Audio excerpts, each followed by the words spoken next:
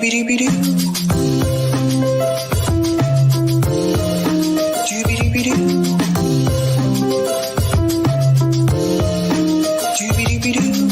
your host, Sabrina Salvati.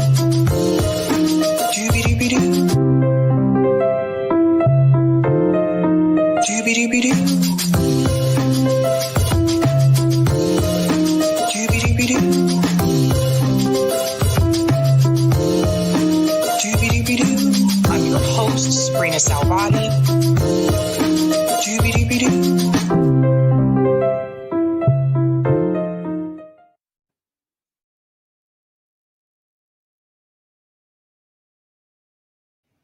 Hey guys, happy Friday. Welcome. Shout out to everyone watching on YouTube, Rockfin, and Twitter. Welcome to Sabby Sabs podcast. I'm your host, Sabrina Salvati. If you are new, I want to let you know that Sabby Sabs podcast is a part of Revolutionary Blackout Network. You can catch me there on Thursdays for the Roundtable and Friday for the Sabby Show. And you can find me here Monday, Tuesday, Wednesday, and Friday. I want to give some shout outs to people in the chat.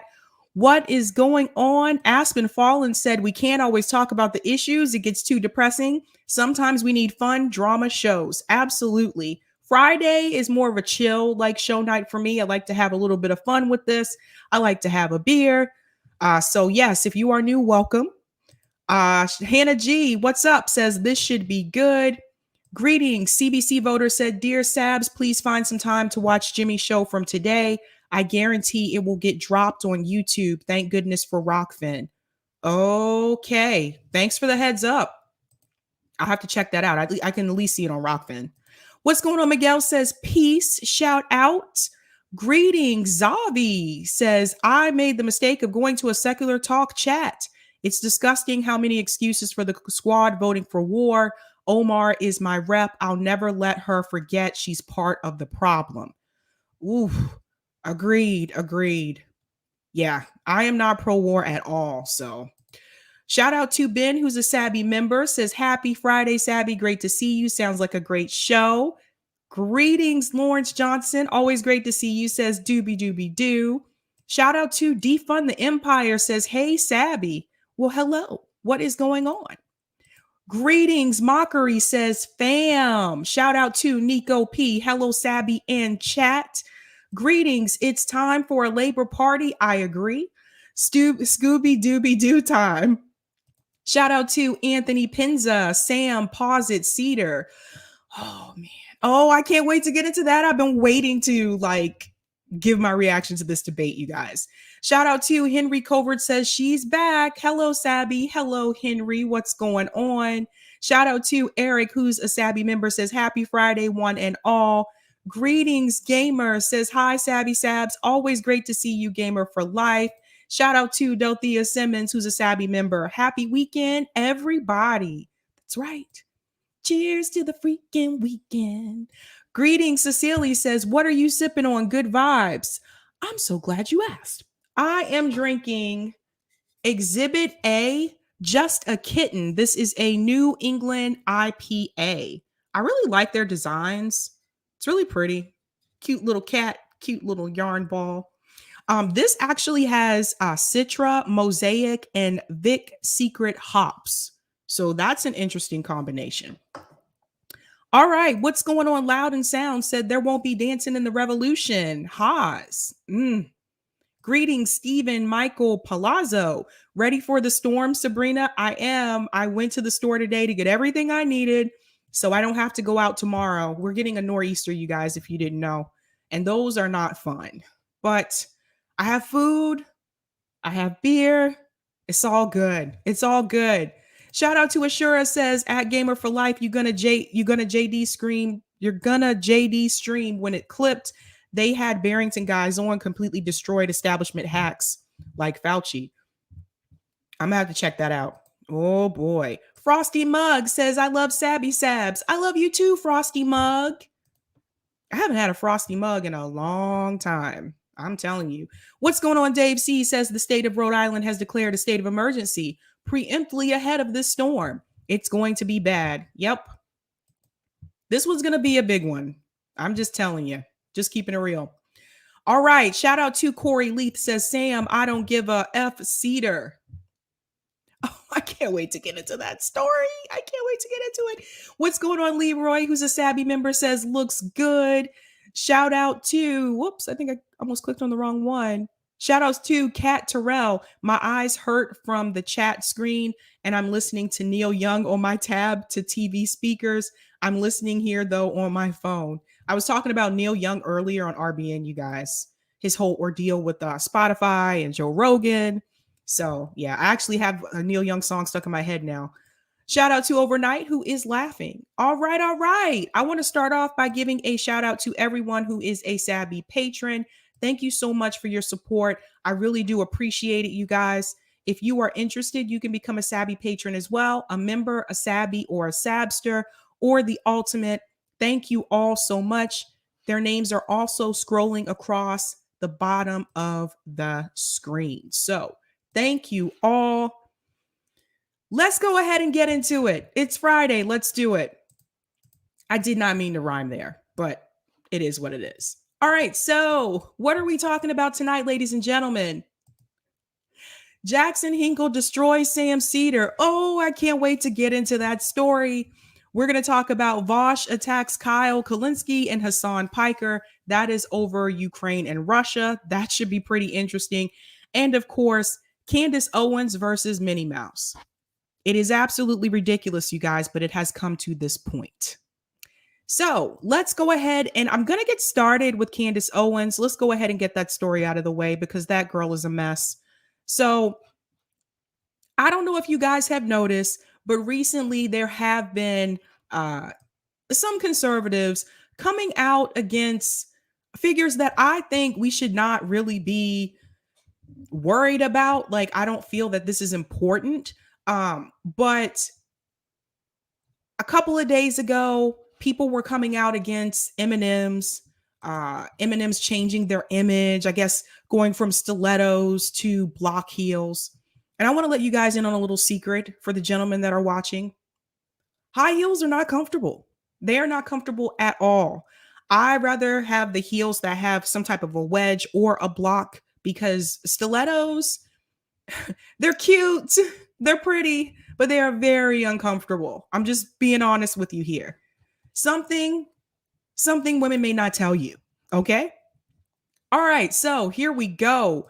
Let me go ahead and share this. So Candace Owens is coming after Minnie Mouse. She's coming after Minnie Mouse, ladies and gentlemen. Now, I don't know if you know about this story, but if you don't, let's get into it. Let me go ahead and mute my mic. She has a problem with Minnie Mouse's new outfit. Here we go.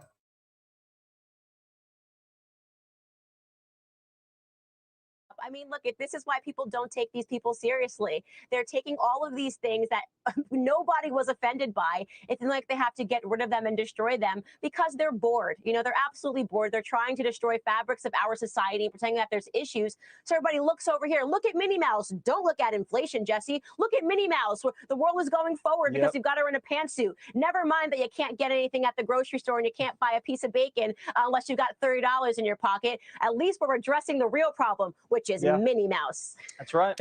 I mean, look, this is why people don't take these people seriously. They're taking all of these things that nobody was offended by. Okay, let me jump in here for just a second. So Stella Mccartney, who is Paul McCartney's daughter, she's a fashion designer. She actually designed Minnie Mouse's new outfit. I actually think it's cute. Look at Minnie Mouse in her little pantsuit. Okay, so I wouldn't have taken it that way, but just to let you know what's going on here. So let me go back in. I'm going to comment again. It's like they have to get rid of them and destroy them because they're bored. You know, they're absolutely bored. They're trying to destroy fabrics of our society, pretending that there's issues. So everybody looks over here. Look at Minnie Mouse. Don't look at inflation, Jesse. Look at Minnie Mouse. The world is going. I'm sorry, but isn't Candace Owens doing the same thing right now? I mean, I'm just going to be honest with you. I didn't know anything about this incident with Minnie Mouse until Candace Owens talked about it. That's how I heard about the story. It was trending on Twitter. I'm like, oh, why is Candace Owens trending again? And then I looked and I was like, oh, there's Minnie Mouse. So if there was anyone who really brought the story to light, it was her. So she is complaining about people saying, look at Minnie Mouse, focus on that and don't pay attention to inflation. But she's drawing attention to Minnie Mouse. She's doing the same thing.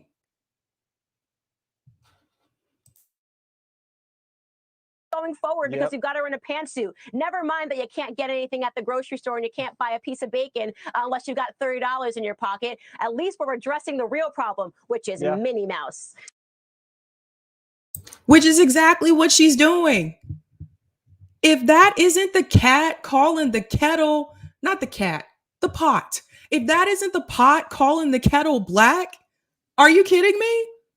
Come on, in the chat, let me know. How many of you knew about this story about Minnie Mouse changing her outfit before Candace Owens spoke about it?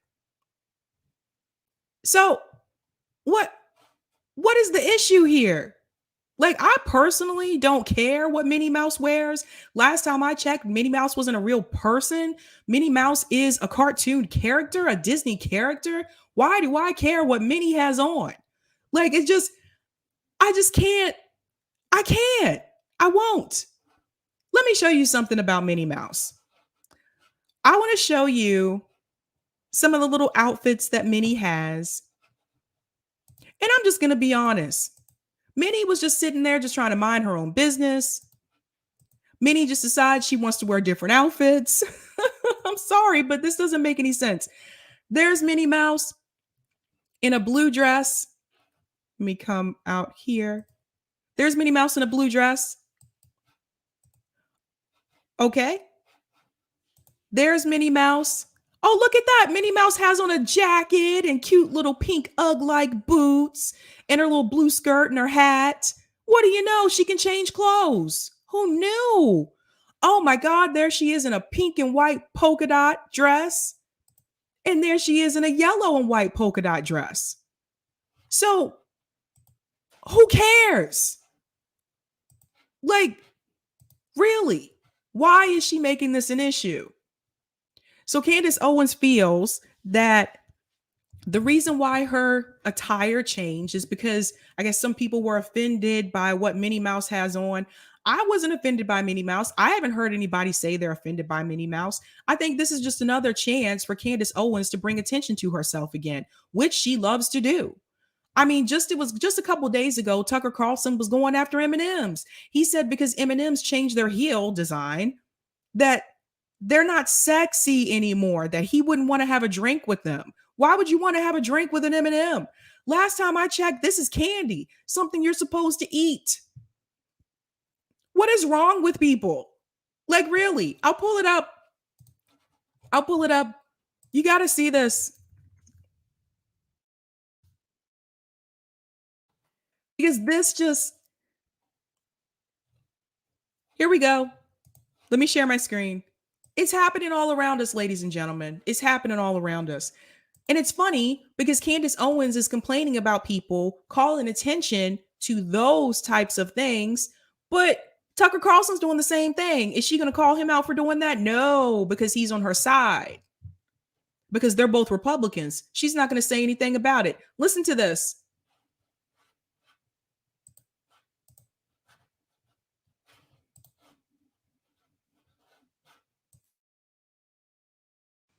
The other big change is that the brown M&M has, quote, transitioned from high stilettos to lower block heels.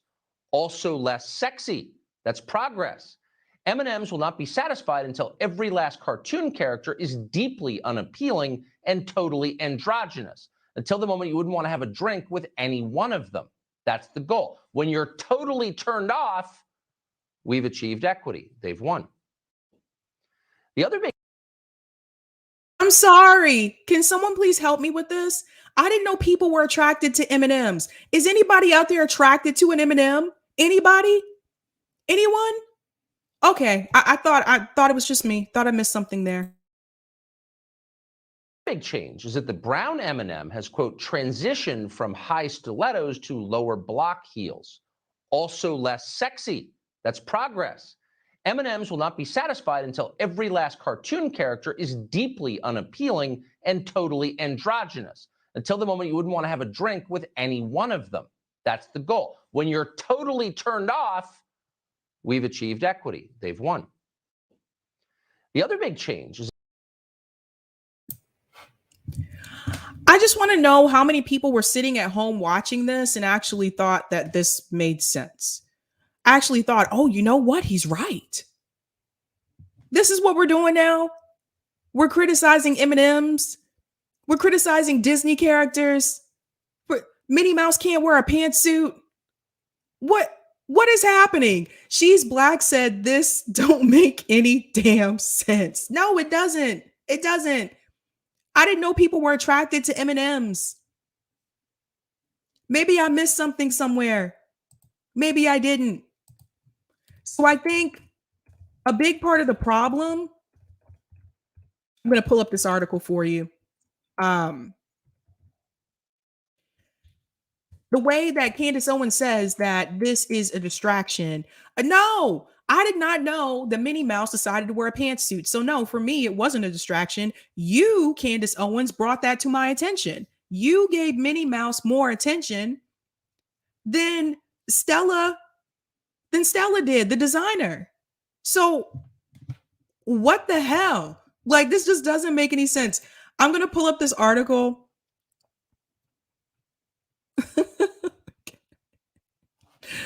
Listen to this. Let me share my screen. Oh my God. Like, why is this even happening? Minnie Mouse. It should be noted that the iconic mouse hasn't actually been redesigned. Minnie is set to temporarily sport a new pantsuit designed by Stella McCartney, which will be worn by a performer in a Minnie Mouse costume at Walt Disney Studio Park in recognition of Women's History Month. Okay, what is the problem? Not a big deal. Minnie experiments with new clothes all the time.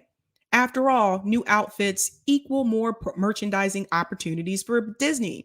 Owens, however, framed the temporary outfit change as part of an insidious plot to erode American society and distract consumers from the rising cost of living, despite the fact that Minnie's Hillary Clinton-esque pantsuit was exactly being pushed on the public as some kind of indoctrination campaign. It's just something Disneyland visitors will see at some point. So I just think, again, I feel like this is Candace Owens just trying to get attention for herself. She has to speak out against something that really doesn't mean anything.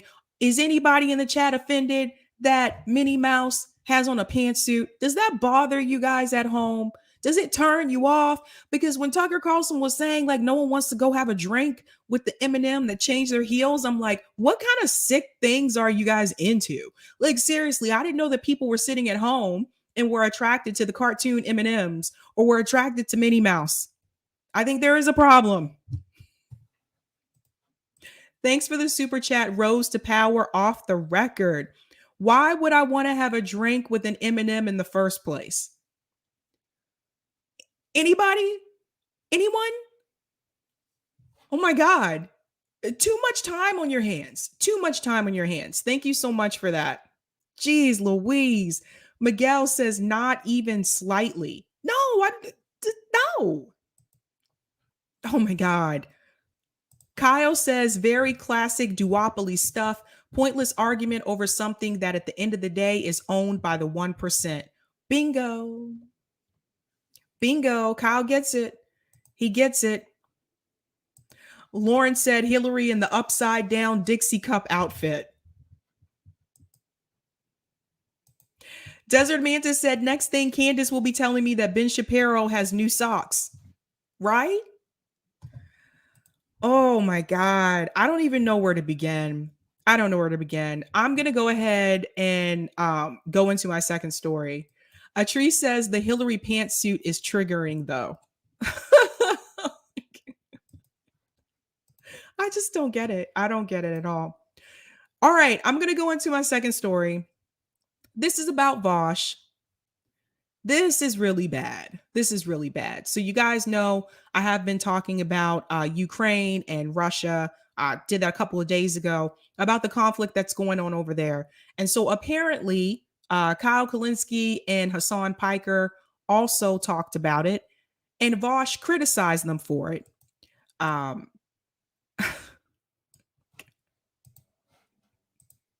I'm going to show you what was said. I'm going to chime in between. I'm sorry, but this is just absolute nonsense. And I don't agree with Hasan and Kyle 98% of the time. But VAUSH is very wrong here. So listen to this. So first he starts off with Kyle's commentary about Russia and Ukraine. Here we go.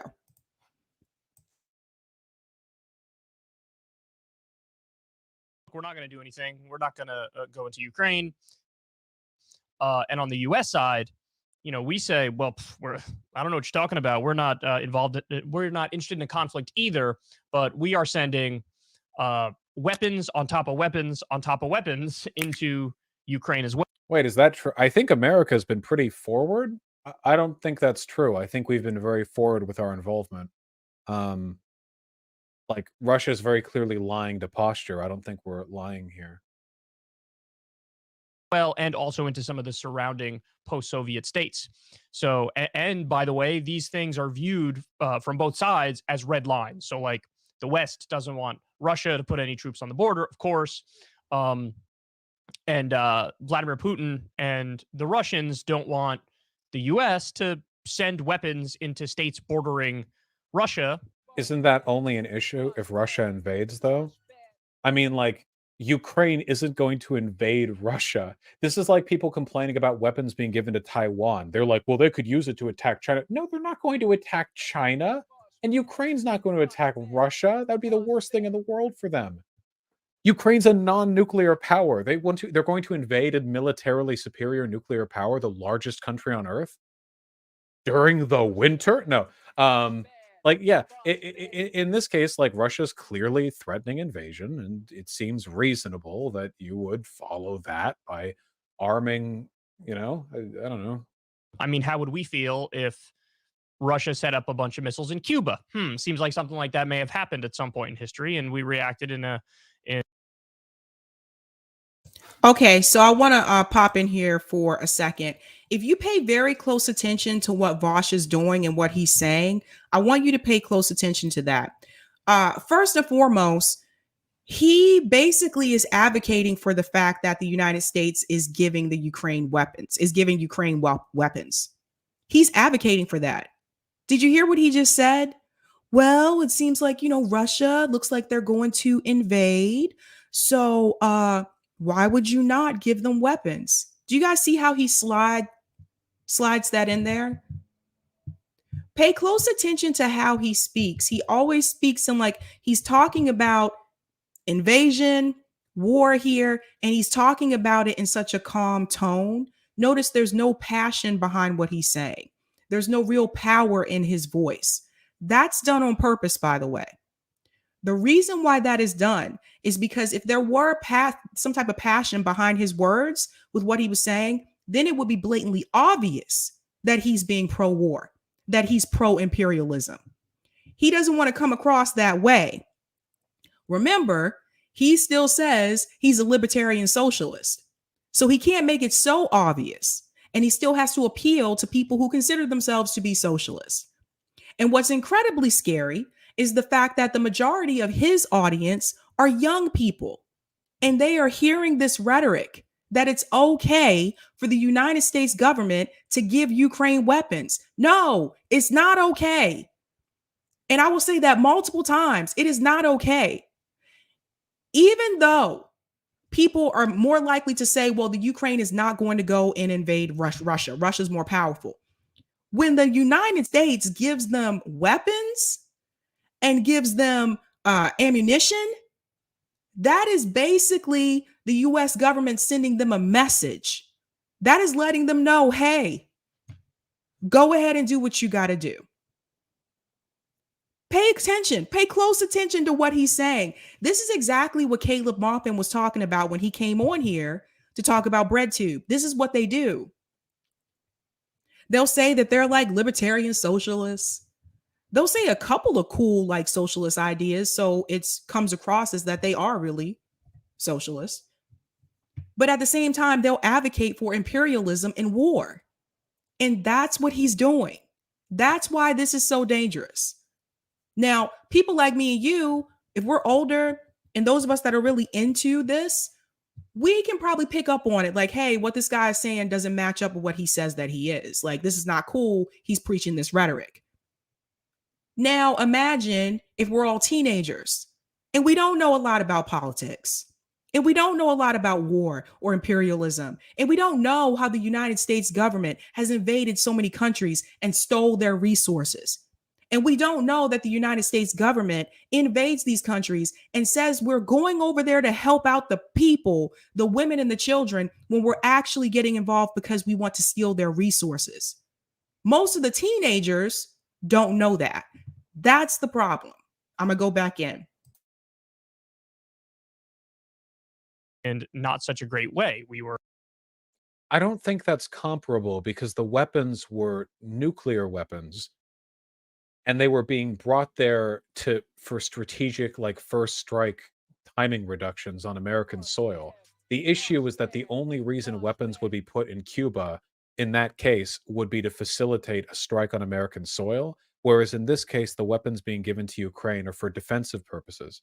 Also, like, it was like we also had nuclear weapons in Turkey that we disarmed after the Cuban Missile Crisis, which I agree with, right? We shouldn't be trying to, hem closer and closer. So see how he does that? Well, we're giving them weapons for defensive purposes. That makes it seem like it's okay. It's not okay. We should not be giving them weapons, period. This is what happens every time we give another country weapons. What happens every time we give another country weapons? Look at what happened in Venezuela. And when the people get upset, like, why are the people coming here? Because the United States government gave those people weapons.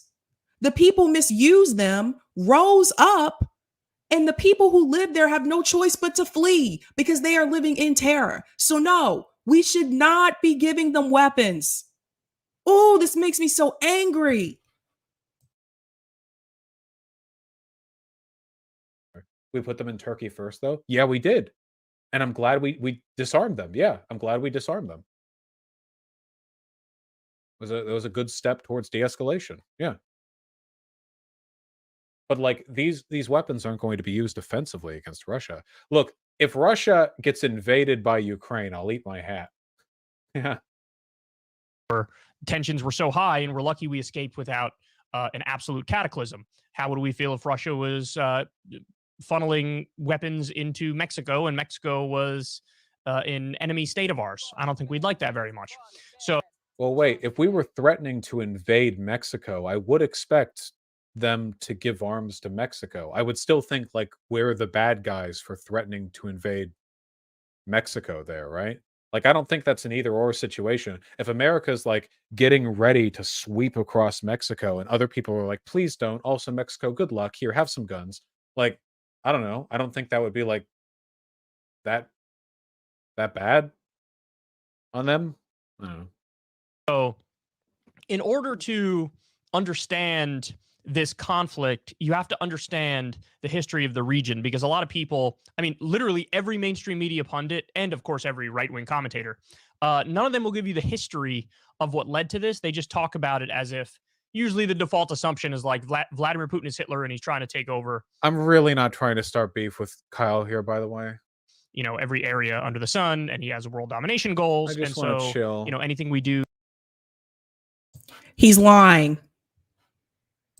He's lying. He says he doesn't want to start beef with Kyle. He's lying. He's lying. Go look at the thumbnail of that video, you guys. When you get off the stream, go look at the thumbnail of the video and tell me he doesn't want to start beef. Going back in.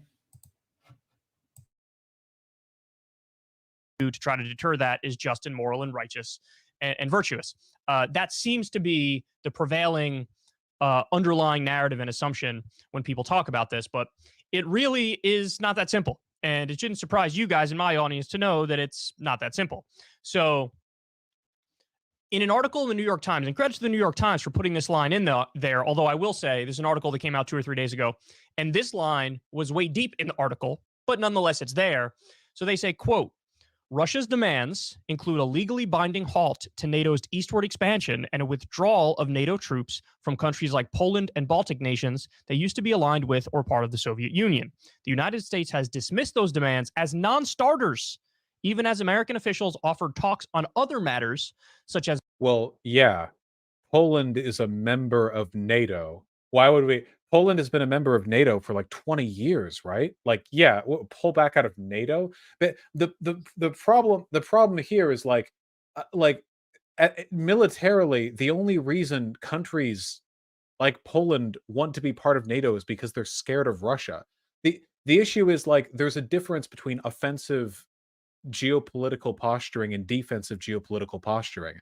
The only offensive explanation here would be that NATO is edging closer to Russia to facilitate a NATO invasion of Russia, which, let me be clear, is never going to happen unless, like, Russia starts World War III, I guess. But outside of that, that's just not happening. But Russia regularly invades their neighboring countries, which is why those neighboring countries look towards NATO.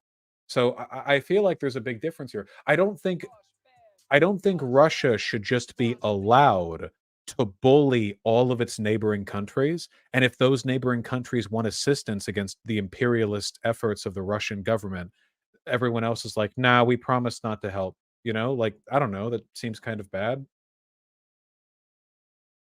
Nope.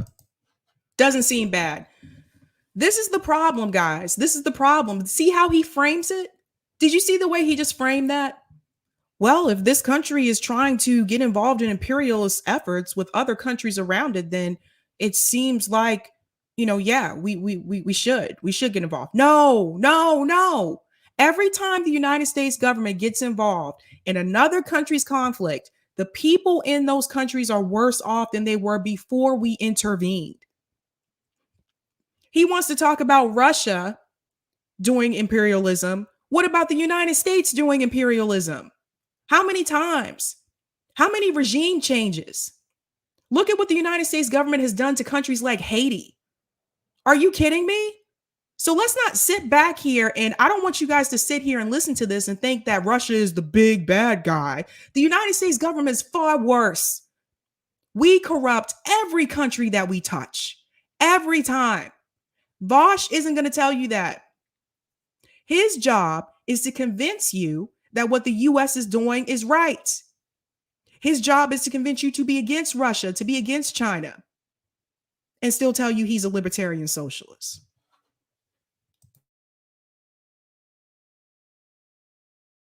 As military exercises and the placement of missiles. Okay, so now also Biden is talking about he's reviewing plans to send anywhere from 1,000 troops to 5,000 troops, U.S. troops, boots on the ground in the area near Russia's border. Okay, this is getting... Wait. Near Ukraine's border, not Russia's border.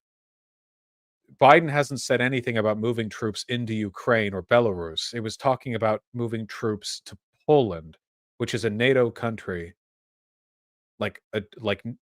in order to prevent the spillover into countries that aren't Ukraine. If we were to send troops to Russia's border, like where would that be? Hold on. That would be a huge escalation. I would not support that at all. That would be unimaginable if it was being sent to Russia's border. Like, we can't do it in Belarus. Will we send them to like Estonia?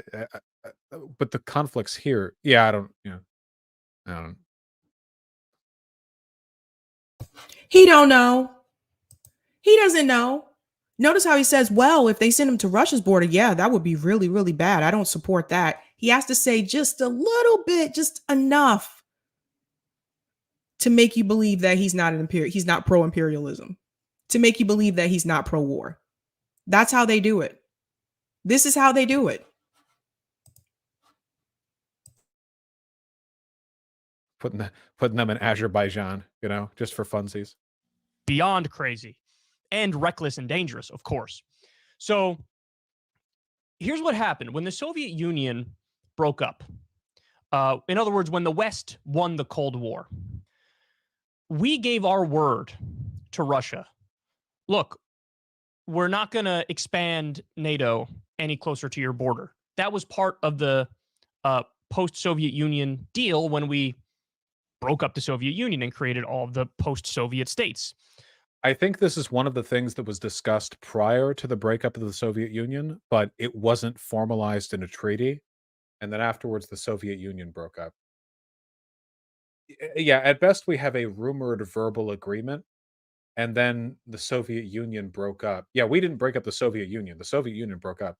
But also, there's also kind of the question, how much of the treaties you have with the Soviet Union apply to Russia as well? I know that sounds stupid, but the Soviet Union was literally like a confederacy of states that all answered to a central command, and then it broke up into a bunch of pieces, and with Russia being like the largest, like they're not the same thing, right? So, promising the USSR you won't move eastward, even in an informal verbal sense, before the USSR broke up, does it apply to all of them? All the old treaties the USSR had apply to its successor states?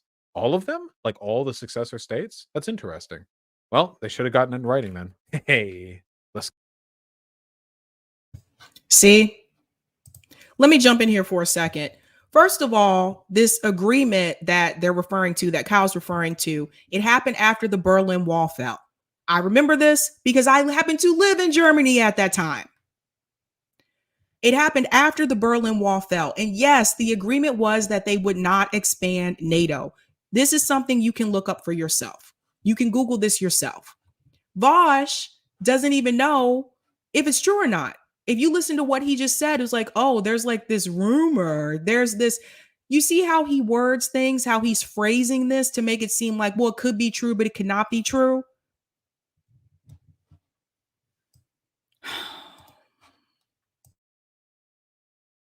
Let's go. And ever since we gave them our word on that, we've gone back on our word. And in fact, NATO has crept closer and closer and closer to Russia's border. Now, from the Russian perspective, this is an act of aggression. And again, it's not too hard to figure out why. If we had Russia with weapons in Cuba or Mexico or Canada, and those states were nominally either neutral or aligned with them, we would view that as a provocation. So that's the Russian perspective on this. Hey, NATO, get the hell off our... So this is the history of NATO expansion. Back in 1949, when it was founded, of course, you have, the UK, France, Italy, blah, blah, 1952, you have Greece, and God help me, this is Turkey, right? The problem with doing geography quizzes is that you get used to seeing everything from a specific angle. He doesn't even know what he's talking about. He doesn't even know which country is which. And people take this guy for his word? Really? Really? I'm going to fast forward to the part where he starts talking about HASAN. But do you guys see what I'm trying to show you? He doesn't really know. And what's really funny about this is that, remember, Crystal and Kyle had VAUSH on their show. Let's remember, they platformed VAUSH. The same guy who defended pedophilia. They did the same thing. What is that? Oh, can you give me a second, Eric? Yeah, sorry. They platformed him and was like, let's give him this tension. He's this. People came after them and got really angry. Like, how could you platform him? The same guy who's used the N-word on his streams multiple times with the ER, by the way. The same guy who defended pedophilia. The same guy, they platformed that fool. And then later on, VAUSH brings Kyle on his show, starts asking him questions about Jimmy Dore. Kyle falls for it like a dumbass and starts saying his real feelings about Jimmy Dore, then gets ratioed by Jink and Jimmy, everybody coming at him. And now the same guy that you platformed, that you gave all that attention to, turns on you just like that. It's a long video. I'm not going to go through the whole video. Like, it is really long. But people like VAUSH, that's not someone that you can trust. That's not someone that I would advise anyone to trust in this space. All VAUSH is doing is trying to create division between the rest of us. He is here to divide. He is here to pretend like he is a socialist per se, but to make sure that he preaches pro-war and pro-imperialism propaganda. He is basically a liberal. He will advocate for going to war. He will advocate for us going after China, for us going after Russia. He will speak that rhetoric. And at the same time, he'll say things like, yeah, I think everybody should have health care. These are the people you have to watch out for. And just because they have a lot of subscribers, and just because you see them on large platforms, on other people's shows, that does not mean this is someone that we should listen to or someone that we should trust. I just showed you how he does it. He talks in a calm voice. He doesn't have passion behind what he says because he doesn't want to come across as too obvious. I'm going to go to the HASAN part in just a second. Go ahead and bring up those comments, Eric.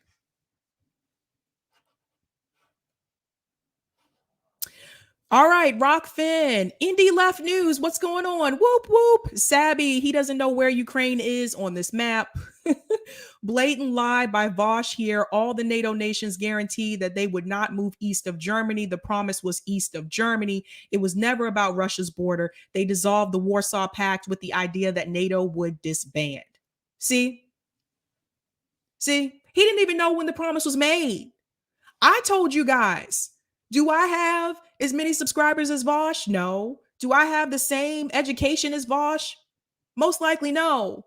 His dad was a Hollywood executive. He grew up in Beverly Hills. I went to public school. He probably went to a fancy school. If he went to a public school in his area, it was still probably better than the one that I attended.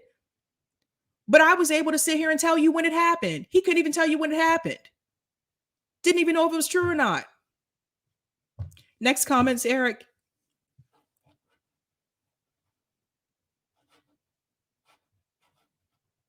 All right. Roger, what's up? Thanks for the tip on Rockfin. Sab, you're so lucky that the Janet Jackson Part 1 documentary is repeating again at 11 p.m. and at 1 a.m. on Lifetime and A&E, or else I wouldn't be here. You must understand that she was a Gen Xer. Gen Xer's Beyonce. You keep messing with my women, Sabby. What's up? First Kim, now Janet. Come on, Sab. You got to stop hating. LOL. Don't mess with Janet, Miss Jackson, if you're nasty. I'll have to check that out. Also, thank you, Roger. How many times have we seen Candace Owens in a pantsuit? Matter of fact, it looks like she's wearing one right there. Hey, Sab, at the beginning, when you said Eminem and high heels, I thought you were talking about Eminem. Oh, Eminem, the rapper, wearing high heels. I was like, wait, didn't he get flack from the LGBTQ community for things he said in his prime about them? Now he's walking around in high heels. You got to make it clear, Sab. LOL. No, not that Eminem. Thanks so much for the tip. Also, Roger, never underestimate the critical thinking skills of young people today. They're a lot smarter than we were at that age because they have access to more information and could discern between different sources of information, just like you guys. Millennials are smarter than us Gen Xers. However, where Venezuela is concerned, there are more pro-Chavez / Maduro Venezuelans than anti. Ones fleeing to the US are pro-corporate. Thanks so much for that. So I'm going to go to the part where he talks about Hasan. Thanks for the super chat, Rose to Power off the record. NATO will never invade Russia unless. Exactly. Thanks so much for the super chat as well. He probably doesn't know where Texas is either. Oh, ouch. Okay. The Hasan part starts at 57. I told you he talks about this for a long time. 57, right about there. Okay.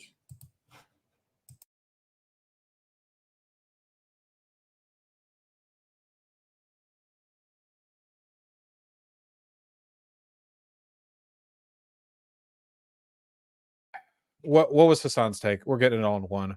Oh, cool. 24 minutes. God damn it. Are you saying we should go to war with Russia over Ukraine? Oh, totally, dude. If there's one thing you guys know about me, I love war. I'm a defend Ukraine or whatever, because like that's what the media is telling them. They're not going to think about it beyond the point of like manufacturing. Yeah, we got to do everything we can to defend Ukraine or whatever, because like that's what the media is telling them. They're not going to think about it beyond the point of like manufacturing consent doesn't work this way. Okay, manufacturing consent doesn't work in the way that you think, where like people are getting together and deciding like, we should do this, we should be pro-war.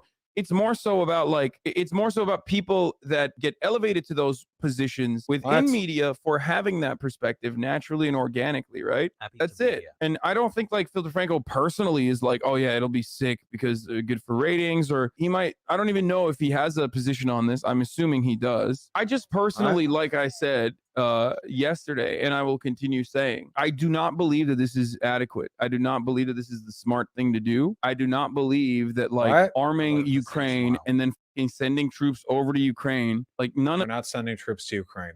None of this is a good idea. It's just not. It's not a fucking good idea at all. Unless something has changed that I'm not aware of. We've sent arms to them. We have troops in Eastern Europe. NATO has troops in Eastern Europe. I don't know if anyone's placed in. I don't think anyone's placed in Ukraine. So again, here VAUSH is misleading his audience. Hasan is actually right here. Biden has already mentioned that he basically has troops on standby ready to go. Biden said that a couple of days ago. So for VAUSH to come in and say, we're not sending anyone to Ukraine, I don't think there's anything to happen. He's leaving out the fact that the president of the United States already said that they will send troops into Ukraine if need be, and he does have troops on standby. He's leaving that part out.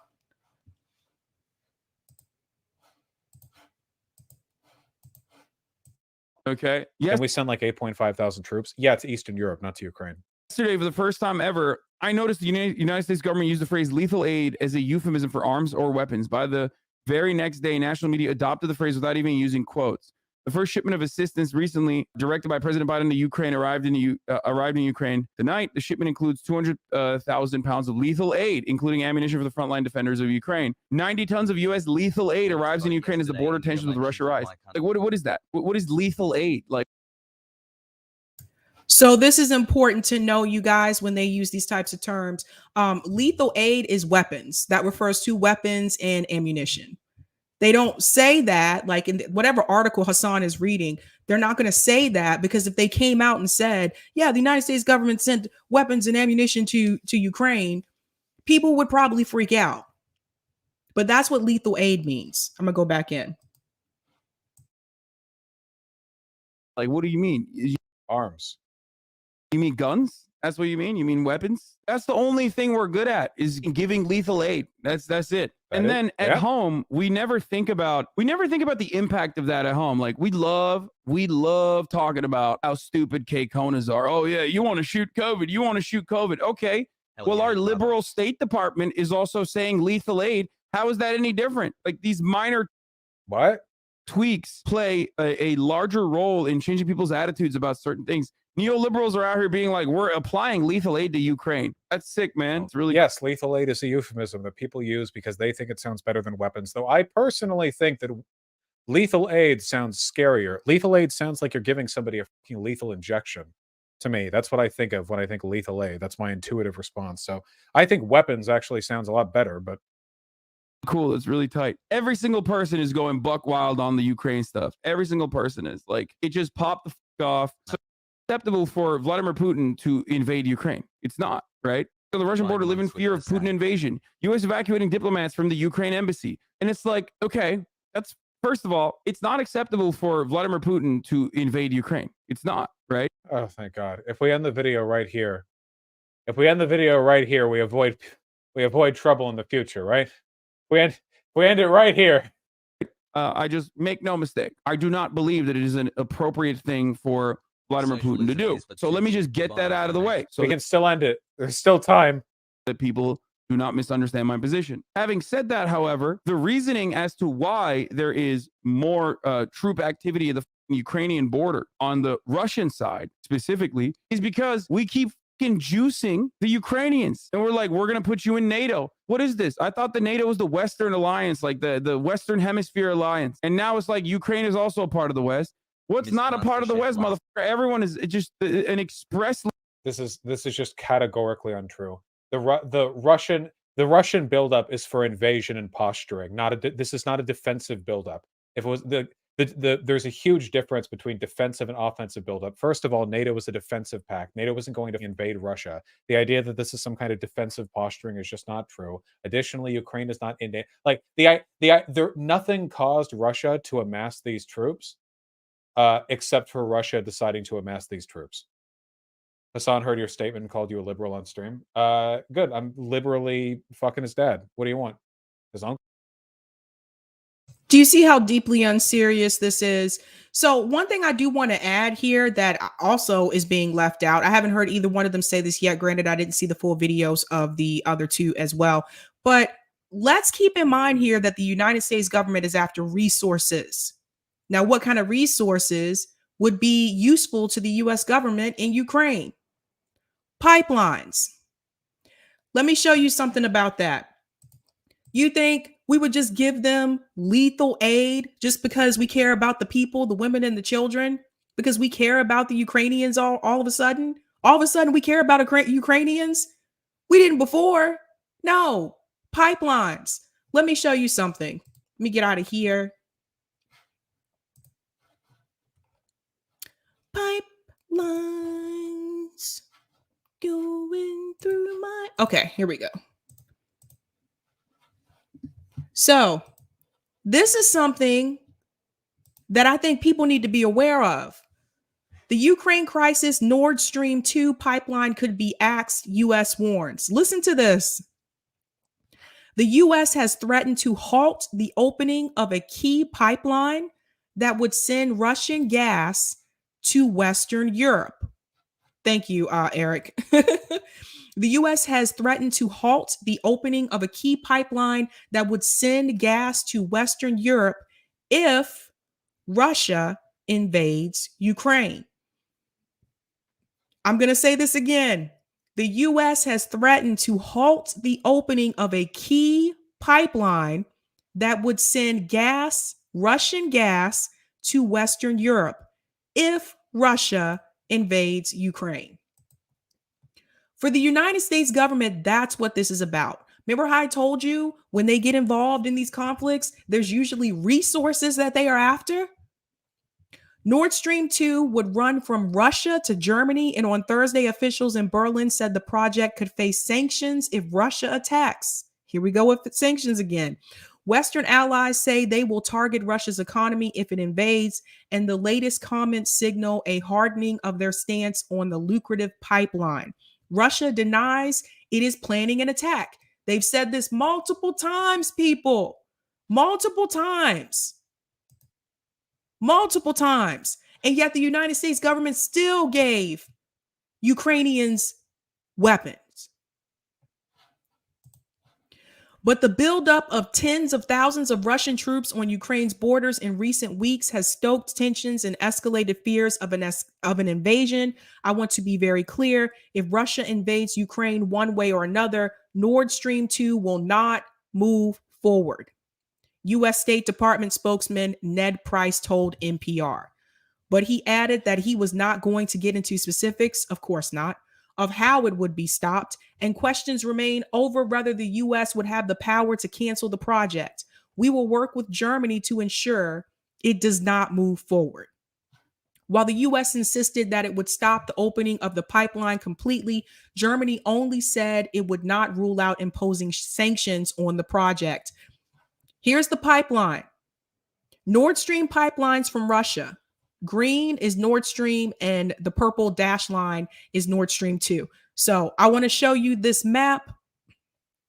As you can see here, here's Russia. And here are the pipelines. The green one and then the purple dash one is Nord Stream 2.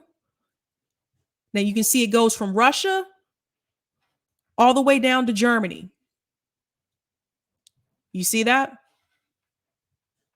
What did I tell you? It's about resources.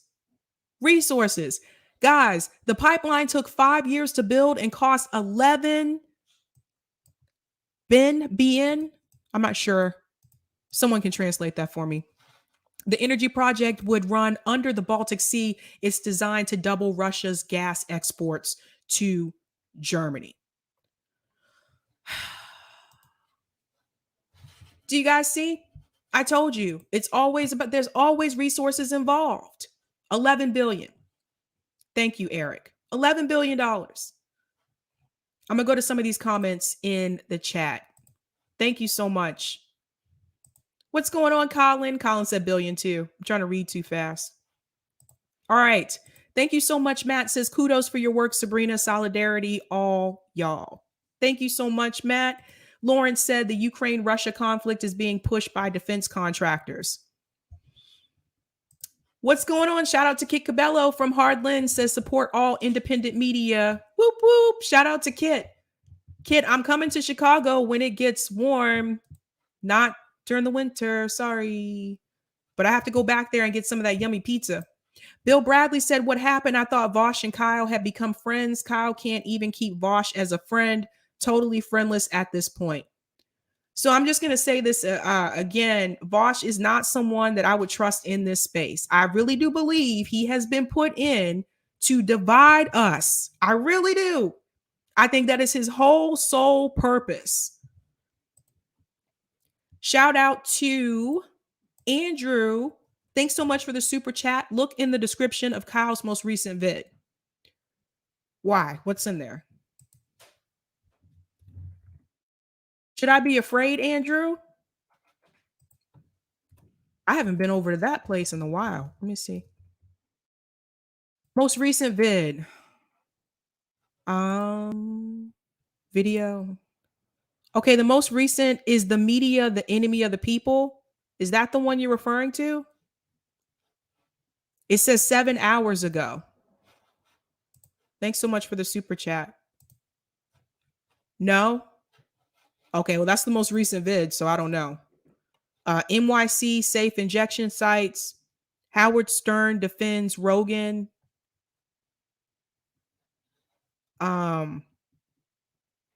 Yeah, those are the most recent ones, so I'm not sure. Yes? NYC safe injection sites?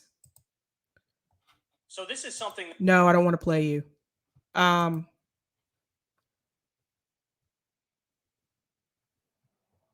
What is this? This is like a whole long essay.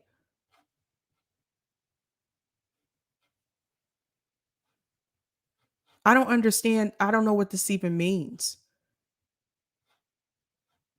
You're a normal person? Jacob and Mag? Kyle Kulinski speaks, the Bernie bros listen. This is old. This is old. I don't understand. I don't get it. I don't know what's important about that. I'm a little bit confused. Dude selling war. It's a long ass description. Yeah, it's too freaking long. Ain't nobody got time for that, man. Okay. Anyway, sorry. Thanks so much for the super chat, Rose. To power off the record. When Russia responds to U.S. military aggression, they are starting conflict. But when we push NATO further to the east, we are responding to conflict. The other is always the aggressor, and we are always the defender. Thank you so much for the super chat, Rose. We should not be giving weapons to Ukraine at all. We need to stay out of it. We need to let people handle their own shit. I'm sorry, but we do not need to get involved. I think this is a big mistake. Again, I don't think that Joe Biden knows what he's doing. Rose to the Power said, I can't believe VAUSH is making us defend Hasan and Kyle. I know. What the heck, man? That was rough. That was brutal. That was hard for me. Thanks so much for the super chat. Andrew said, I thought it was super cringe. He's been doing this. Those long descriptions, I don't know, man. I don't know. People are weird. I'm going to tell you guys a little secret. I guess it's not really a secret now.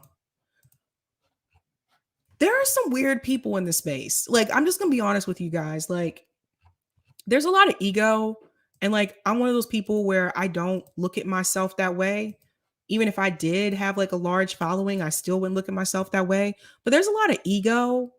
And sometimes, like, when you get to that point where you have a lot of ego and it's just all about you, you lose people, you lose friends, you lose like people kind of don't really want to be around you because you're so obsessed with yourself. Like, I don't know, man. People take themselves too seriously. Don't have time for it. I do want to get into the debate, because that's my highlight of the night. But yeah, the point to show you that was to show you just how dangerous some of this rhetoric can be. And I just want you guys to be aware of like how it's done and how it can easily trick someone, especially people that are really young. No, we should not be preaching that type of rhetoric. I told you guys a couple weeks ago, Breaking Points did a poll, and the majority of their audience think that we should get involved with China. That's really scary. That is really concerning. But you got to think about the people that you have come on and the rhetoric that you have them preach. All right, so I am going to actually let me go ahead and get those Rockfin comments, Eric, and then I'll go into the debate. Thanks so much. Thanks for the tip, Roger Meadows. Hey, Sab, following was meant for Tuesday's show. Okay, Scarborough, let's test those Arizona polls about Arizona voters and how they feel about progressive legislation, seeing that Arizona is a direct citizen ballot initiative state, meaning they can go completely around Arizona state legislature to place initiatives directly on the ballot for the voters to pass state law and add amendments to Arizona Constitution. Let's find Arizona progressive groups and have them put on the ballot everything that was in Build Back Better. Then we'll see what's what. Arizona Medicare for all and allow it to renegotiate for lower drug prices, guarantee paid family and medical leave to every worker, universal pre-K, increasing investments in school lunch programs, investment in affordable housing, no longer have to pay for 30% of their income on housing, a permanent child tax credit, CO2 free state, public power, free community and Arizona university colleges permanently set minimum wage to stay 2% above cost of living inflation, start at $35 an hour, and provide financial assistance to small, mid-sized businesses to cover 85% to 100% of labor costs, or each full-time worker and part-time worker, student, and pay for it all through Arizona Public Bank and allow municipalities to charter their own. Let's get every one of them on the ballot. On the squad regarding middle seat, I'm glad you thought about what you said regarding Dems at state municipal level could be better than federal Dems. You would have to check them as they pertain to your state and local government. I've said more than once, New York State progressive lawmakers make AOC look like Lindsey Graham. On the squad regarding Russia war. Well, we knew once we took troops out of Afghanistan, the war profiting weapons of war manufacturers like a black hole or Galactus, the planet eater from Marvel Comics, it must feed and it needed another war to devour. It is the military industrial contractors pushing us. They are only two things that will resolve this. One, troops in all four military branches go on strike simultaneously, or we nationalize the manufacturing of weapons to remove the profit incentive from going to war. You're waiting for Rod Sterling to pop up. I'm hoping Ashton Kutcher shows up. And Americans, you've been punked, saying everything we've just experienced in the past 22 years is not real. Let me wake up. Wakey, wakey. The year is really 2000. And no, the SCOTUS didn't nosy in Florida, and Gore now giving the victory speech. Wow. Thanks for that, Roger. All right, let's get into the debate. I got some things to say. I have certain parts that I want to comment at. Obviously, I can't play the whole thing. I think you guys would kill me if I did that. But I do have certain parts where I want to chime in, where I thought was it's really important that I address. There was definitely some cringe moments in this debate, and I'm just going to go ahead and tell you, Sam Seder's such an asshole, man. Such a condescending asshole. Let me go to 27 point. Yep, right about there. All right, let me share my screen. I've never seen someone so condescending before in my life. All right, so Jackson Hinkle versus Sam Seder. I did see the entire debate, and here we go. I'm going to chime in here and there and let you know what I think about this. But if that's what you wanted to do, that's fine with me. So let's just start with the idea. Can know who you are. You've got a show called The Dive, right? Yes. Yeah. And are you and you are a communist, yes? I'm a Marxist, Leninist, anti-imperialist, and American patriot. Okay. All right. And because I have to say, I was a little bit surprised by what you wanted to talk about as a Marxist Leninist, I guess. But because it seems a little bit focused on electoral politics from my experience with folks who refer to themselves as communists. But if that. Okay, I didn't think that part was necessary. I don't really understand what the hell that had to do with the debate. Who cares if he's a communist, a Marxist, Leninist? What does that matter? What does that have to do with anything? He's like, well, you know, I'm surprised you wanted to talk about electoralism. You think that because someone is a communist or someone is a Marxist, Leninist, or socialist or whatever, you think that doesn't mean that they don't know what's going on electorally in this country? You think that means that they're not paying attention to what's happening right in front of them? I just thought that was pointless. There was no need to bring that in there.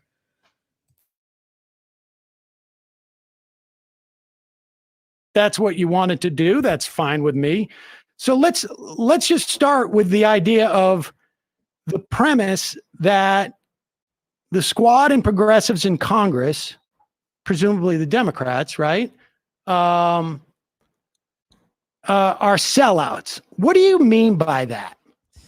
What I mean by that, and why I think they're not progressive, because that's the other big thing here, is I think that there's 3 or 4 major issues I have with them. Number one being that they could have blocked the passage of a large number of must-pass bills, and they chose not to. And if they had chosen to block those, I think they could have, leveraged their power for concessions, policy concessions.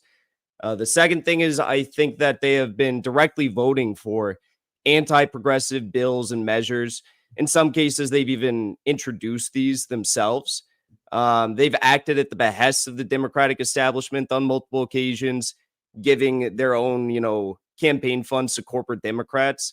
And the third or fourth thing is basically staying silent and giving Joe Biden support in the face of his pro-war, anti-worker agenda. Okay. So let me ask you this, because I'm trying to get at, we'll get to those, the specific things, but when you say sellout, I mean, this is the part that I'm unclear on. What do you think they've gotten from this? Like when you sell out something, right? I mean, what are they getting? I think they're getting preferential treatment from the Democratic establishment. I think the Democratic establishment is playing softball politics with them rather than going as hard as they could against the squad. I think the media has treated them relatively favorably ever since they have started to act in line and kind of toe the line of the Democratic establishment. They've been able to receive donations and connections with George Soros and George Soros's family for not only their campaigns, but associated ventures like the Sunrise Movement. So I think those are just a few of the ways that they have gotten preferential treatment from the Democratic establishment. In what way? Because as far as I can tell, like for instance, AOC, Katie Porter's not exactly in the squad, but I imagine you include her in this group. Katie Porter's not a part of the squad, so I don't know why you brought her up. She's not a part of the squad. They got actually the opposite of preferential treatments when it came to committee positions. Committees are the most important thing in terms of exercising power. They literally censured Ilhan Omar. They attempted to do it almost. I think in some regards they have been attacked, and there is going to be that friction there. But in some ways, Sam, in some ways, because you're trying to act like there's no ways that they've been treated preferentially. I mean, they were invited to create dialogue with the Biden administration on a whole host of policies and different policy arenas to influence the Biden agenda. Although I don't think they've really done that, with the exception of maybe climate change. They've also, Ilhan Omar, for example, she was made whip of the Congressional Progressive Caucus. We also have Ilhan Omar introducing bills that have already passed the House, thanks in part to Nancy Pelosi's support. So there's a lot of ways in which they have received preferential treatment. But what I want to get at is what they have supported. Let me just, let's just have a dialogue here. You say they get preferential treatment. I'm trying to figure out what it is that they're sold out for. Like, what did they get paid in? And you said preferential treatment from the establishment. I listed things where they got the opposite, but you're telling me that Ilhan Omar is named the whip of the Congressional Progressive Caucus, and they had the opportunity to negotiate with the Biden administration. That's the preferential treatment they got over other members of Congress? Well, I mean, the de facto position for progressives would be for the Democratic establishment to roast them at the stake every single opportunity they get, because they're there to directly, supposedly, challenge the Democratic establishment. Yeah, I got to come in this part. Let's all remember that's why they're there. The reason why we had the Justice Democrats, the reason why we had the squad is that they were supposed to come in and do a hostile take. Remember, it was a hostile takeover of the Democratic Party. That's what they ran on. That was the messaging. That's what they were supposed to do. And they have not done that. So I'm glad that he brought that up. Replace them with people who align with, whatever the squad is, the Justice Democrats were supposed to be. So, yes, I mean, that is the goal here. And it would make sense that the Democratic establishment should be trying to go as hard as they can against them at every single chance they get. And they haven't done that. They've given them preferential treatment to what you would expect from a group of individuals who are supposed to be unseating them. So you're saying that the Biden administration actually conceded on all of those things, as opposed to, I mean, I don't know what you mean by roasting. I don't think they conceded. I don't want to focus too long on this, because this isn't the crux of the argument. The crux of the argument, what I emailed you, was about your support for the squad when I think that they are not progressive. Okay. But yes, the Biden administration as trying to, but listen, we're just going back and forth here. All right, you've made your assessment that they're getting preferential treatment because they're not being roasted by the establishment. And then you're saying that they're getting money from George Soros? Yes. So it was very obvious to me that Sam Seder did not prepare for this debate. I don't feel like he did his research on Jackson Hinkle. I don't think he really looked into who Jackson Hinkle was and really watched Jackson Hinkle's videos, because he did not come across prepared in this debate at all. So now they're about to bring up the money. So Jackson Hinkle mentions George Soros, and he's like, they're getting money from George Soros?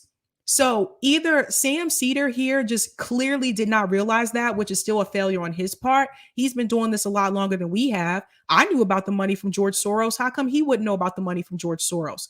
Or he does know about it and he's playing dumb. Either way, it's not a good look. In the form of giving it to the Sunrise Movement? No, Ilhan Omar received direct contributions. How much from George Soros? She received, let me pull it up here. She received between George Soros, Andrea Soros, and Alex Soros, she received $2,700, $5,600 in 2020, and then in 2018, $2,700 respectively. Okay. All right. I didn't realize she had received $2,700 in multiple years. And so you're contending that they sold out for over $2,700 from George Soros. Now he's just being an asshole. That smug, condescending told like, oh, they sold out for this $2,700. It doesn't matter what the amount was that George Soros gave them. The fact that they took money from a billionaire is problematic in itself. That means they expect something in return. That means they expect you to toe the establishment line, which is exactly what the squad has been doing. Sam Seder is trying to be a jackass and basically say, oh God, they sold out. What an ass.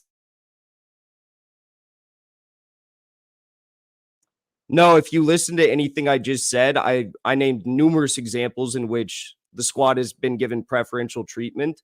And to just select that one in particular is very disingenuous. No, well, you said Soros. I was just asking in terms of the Soros part. You said Soros was number 4, I think. I mean, there's more I could go on to list, but again, what I want to talk about here, and what you seem to not want to talk about, and I can assume. I just want to jump in here for a second.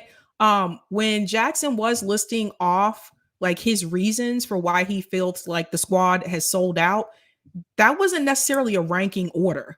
And I think that's something too, like if you pay close attention to Sam Seder, like I think Sam Seder knows that too, but I think he just tried to say that just to make it seem like it's not really that much of a big deal, or that Jackson didn't think it was that much of a big deal. But I didn't hear those points come across in a ranking order. He was just listing them. But Sam Seder is just so smug, son of a. Let me go back in. I think I need to go to my next spot. So my next spot is 3635. 3635. I don't know why I'm telling you guys that. 36, right about there. Okay. This is the part about, I think this is still about the money. Hold on. Criticizing them. Well, I mean, I do. I mean, I don't know if you watch every one of our shows. Did you criticize them? Did you criticize them when AOC funneled $160,000 to DCCC corporate Democrats after promising not to? Actually, first of all, I actually didn't criticize that. Why not? Actually, because I'll tell you why. Because I think part of the strategy in which they deployed, and she said we should say that she did these in incremental ones, right? There was like 2,000s a pop, if I'm not mistaken, right? They were 5,000. Okay, 5,000. I think there's value in doing that, because I think that what politicians should do, broadly speaking, is go in and try and get legislation that is positive passed. And so if what positive legislation have they gotten passed by donating to those DCCC candidates? Well, the Build Back Better bill passed in the House. Did it pass in the Senate? No, but she didn't give to senators. So what legislation has the squad voted for, and it's also passed in the Senate, that you think is good and directly a result of them donating $5,000 to DCCC candidates? Don't you also think, wait, Sam, don't you also think that given that AOC specifically said that she was not going to donate to them, that's a problem, that she then went out and donated to them? And this is before that. I think people could take issue with that. And this is before there's even a Democratic primary. So there was going to be progressive challengers like Ava Patsova in Arizona's first district. I think people could take issue with that. So why did you not? We did talk about it. You just told me you didn't talk about it a minute ago. Okay, have to jump in here too. Yeah, so Sam Seder lied, because at first he said that he didn't talk about it because he didn't take issue with it. Now he's trying to say that he did talk about it. So which is it? Either you talked about it or you didn't talk about it. So he's caught in a lie here. Ago. No. Yes, you did. I didn't spend as much time emphasizing it apparently as you want me to, but you just told me a minute ago you didn't talk about it. What do you think about the fact that they voted to subsidize Cobra premiums for 6 months? I in fact talked about it with AOC, and I said that was garbage, and she said it was garbage. So you talked about it before she did it or after she did it? After she did it, she came on the show, and I literally said that was a garbage vote, and she said, yes, it's garbage. So did you press her as to why? I'm just curious. Yes. You should go back and watch it. What about when she voted to sanction Myanmar, Cambodia, and supported sanctions on Cuba, Venezuela, a handful of other countries she voted to sanction, and basically the entire global South? Yeah, I'm against sanctioning, in particular the case of Venezuela. Okay. What about when she refused to speak out against Biden's airstrikes in Syria, Afghanistan, Somalia, or Iraq, many of which killed civilians? I don't remember if I said anything about AOC not. You didn't. I was watching your show at the time. I actually watch a lot of your show, but usually to criticize you. What about when she voted to increase the Capitol Police and security budget to $1.9 billion increase? I didn't take issue with her specifically, but I said that vote was wrong. So, but one thing I want to come in with also that I want to mention, if you notice when he asked Sam Seder, like, did you talk to her about it? This was with the previous question. Sam Seder said, I did talk to her about it. She came on my show and we talked about it. Notice the question before that when he was asking him, well, why didn't you say anything about her giving money to the Democratic candidates? Which, by the way, she said she was not going to do. So those of us that gave grassroots donations to AOC, that was something that was actually on her website. That money would not go to establishment Democrats. And she gave our money to establishment Democrats. So she lied. And so, no, that's not okay. He said in the beginning that he didn't really have an issue with it because it would help get policies passed and they could work together. The point that I'm trying to point out to you is this. Sam Seder is not going to criticize the squad heavily because Sam Seder still wants access. Notice how he said she came on his show. Do you see AOC going on anybody else's show in independent media? Do you see AOC coming on to Hard Lens? Do you see any of these members from the squad going on to these same independent media shows that prop them up and help them get elected? No. Why is that? Because they are heavily critical of the squad. They may go on TYT. They may go on Majority Report. They may even pop on over to Crystal Kyle and Friends. But even with that, I don't know. But if you notice, they shy away from independent media for the most part now. The reason why Sam Seder didn't really have a problem with some of these things that the squad did is because he wanted to make sure that he still maintained access to the squad. He wanted to make sure he still had access to Congress. He still had access to people in the Senate. That way he can interview them and have them come on the show. The moment you come at them heavily and you criticize them the way that you should be criticizing them, they are not going to come on. You will not be able to interview them, and that will be problematic for your show and your viewers. That's what it's all about, access. So Biden is Biden. Oh my God, I almost called Jackson Biden. I'm so sorry. Jackson Hinkle is 100% right here to push him on this. And this is the first when I saw this debate, I was like, oh, so he just admitted AOC came on there. I don't watch Majority Report. AOC came on there. I'm like, oh, so she came back on the show. That's why he's not pressing them. He goes on to say worse things, but that is what it's about, ladies and gentlemen. He may criticize, one or two things here and there, but he's not going to critique them the way that he should because he still wants to keep a relationship with them so that they'll still come on the show. And if you pay close attention, anybody who's going out here still defending the squad the way that they are, that's what it's about for them too. They still want to have access. That is what it's about. I think I'm going to another point here. 3923. Oh, okay. Yeah, 3923. So I am at the right part. All right.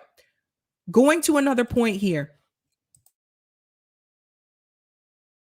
Really care. Okay, Sam, there's one more thing I want to say here because this kind of ties the whole argument together.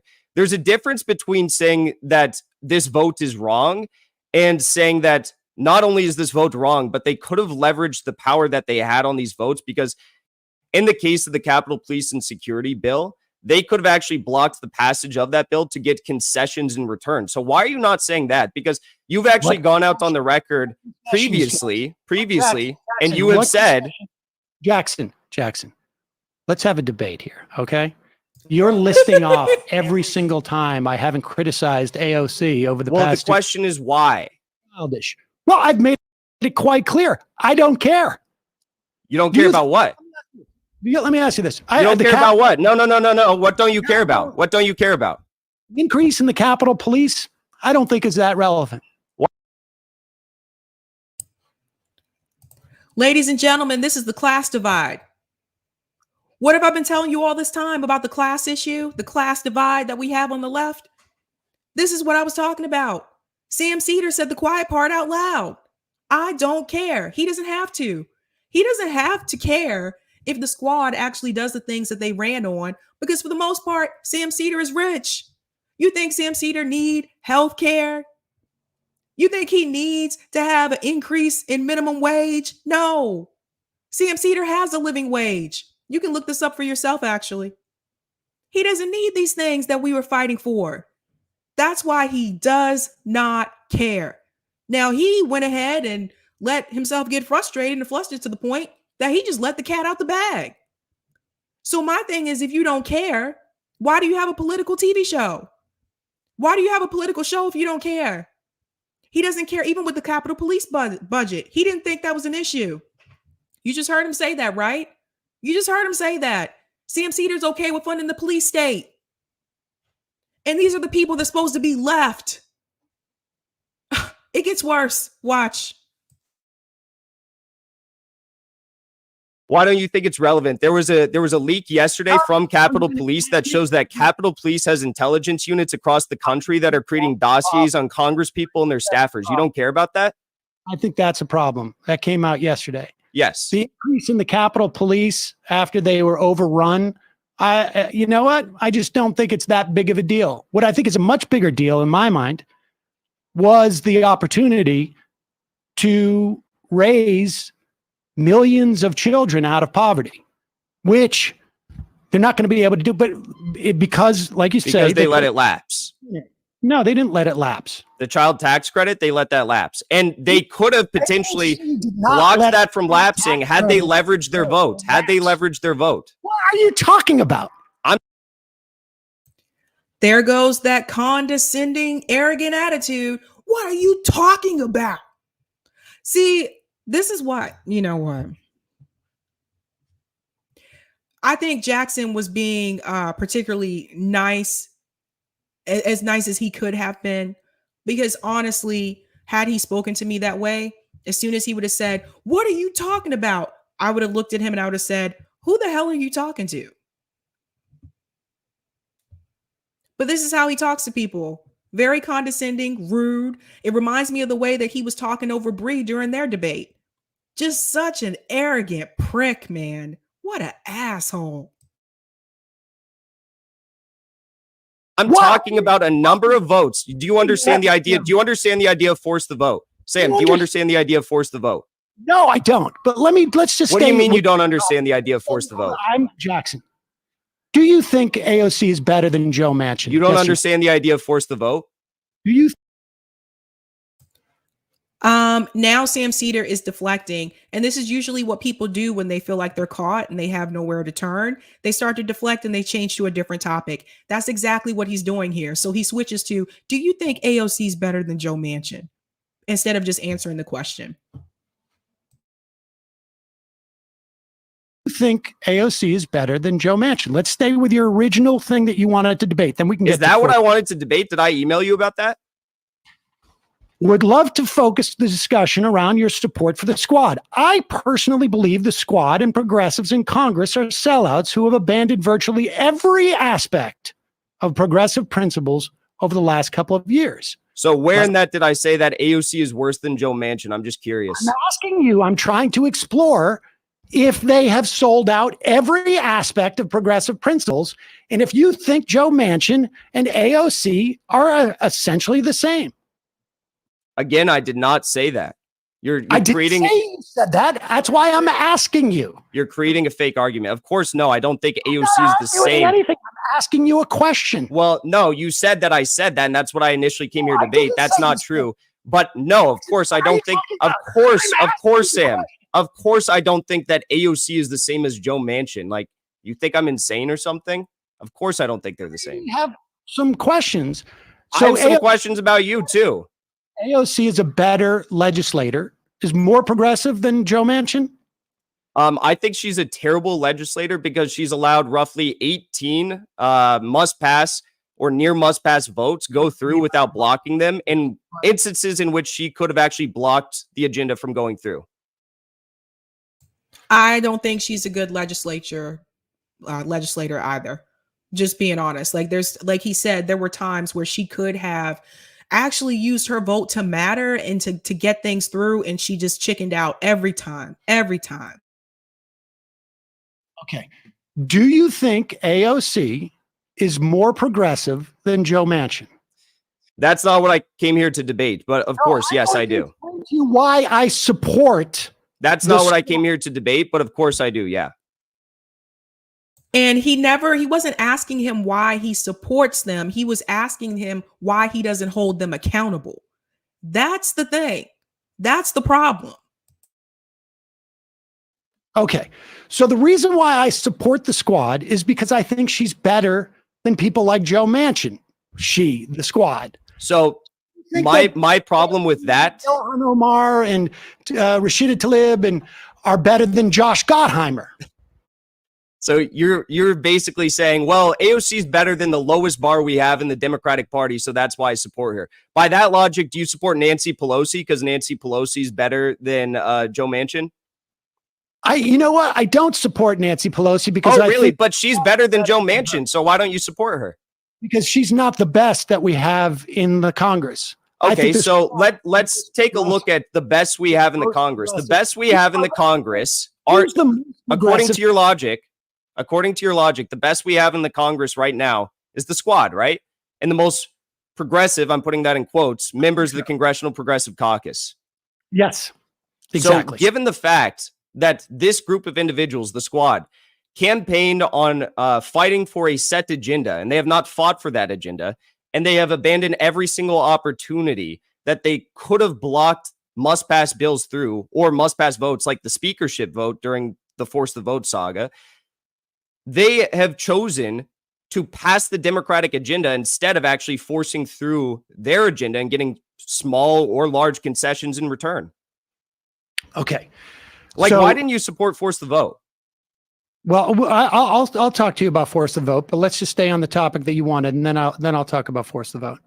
The reason why I support the most progressive members of the Democratic Party is because they're the most progressive members of the Democratic Party. Now,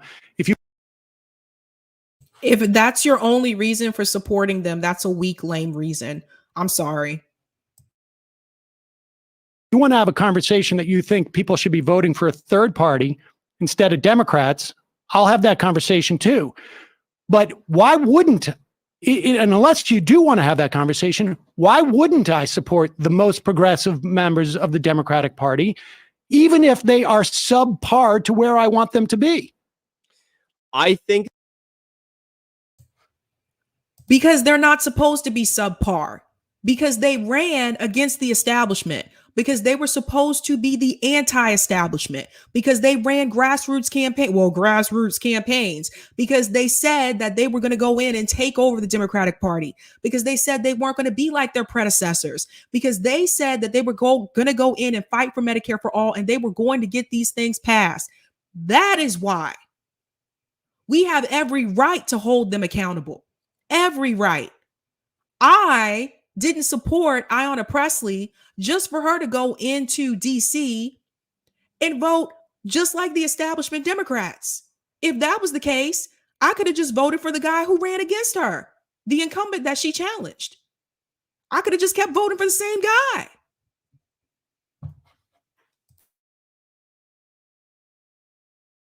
That you need to hold them accountable, which is, I was a supporter of AOC. I donated to her. I bought her little merchandise stuff. And even during Force the Vote, even during Force the Vote, I would always say, I hope she proves me wrong. I hope she fights for this agenda that I care about. And she never did, and the squad never did, and they have chosen to vote for the party line every single time and not fight for their agenda. You feel scorned by them, but you still think they're the most progressive members of Congress, correct? That's not a high bar. I hold them to what they. No, Sam, listen. Don't interrupt. I was about to answer your question and you interrupted me. I was about to answer your question and you interrupted me. Okay. I hold them to the bar that they ran on while, campaigning for Congress. That bar is saying stuff like, I'm going to fight for Medicare for all. We can't wait 100 more years. We need to fight for it right now. Saying stuff like, I don't care if I'm a one-term congressperson. AOC said this. I don't care if I'm a one-term congressperson. I'm going to fight for my agenda or essentially go down trying.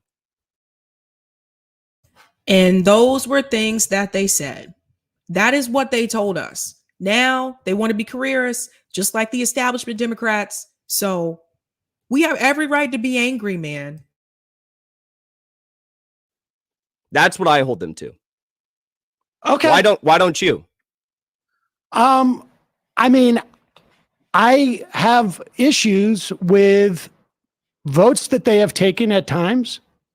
They are the most progressive members of the Democratic Party. And until there's more progressive, people who are more progressive than them, they're the best we have. I don't get attached to politicians like you seem to have felt like you're scorned by them in some way.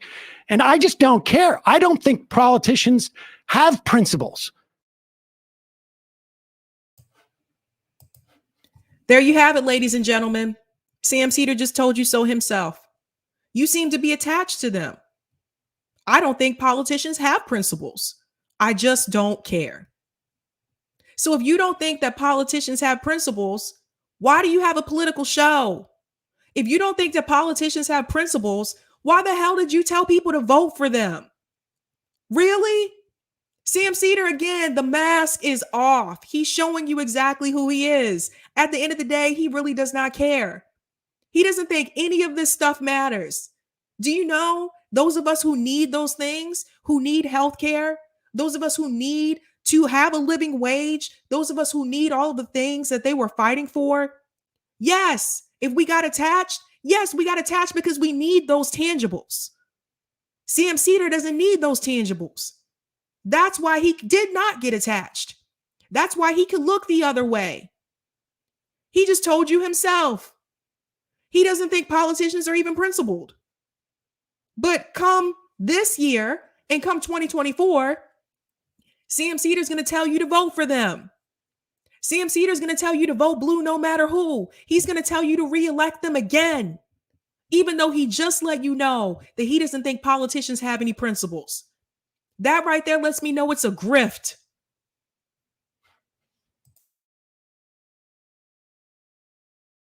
I think they go in and they get the best that they can do.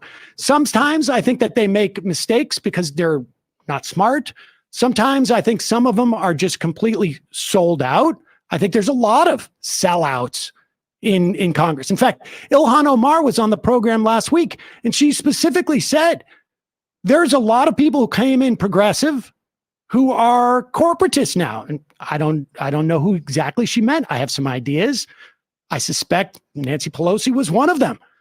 And so I don't get attached in the way you do. So your notion of my support for them, I didn't donate to AOC. I didn't get as attached to them as you did. I take them. They are politicians. I look for the most progressive politicians who are in a.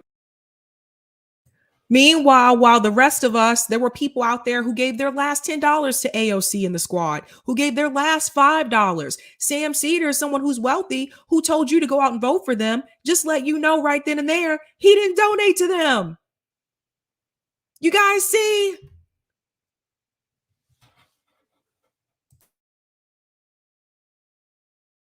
Position to either win or to implement policy.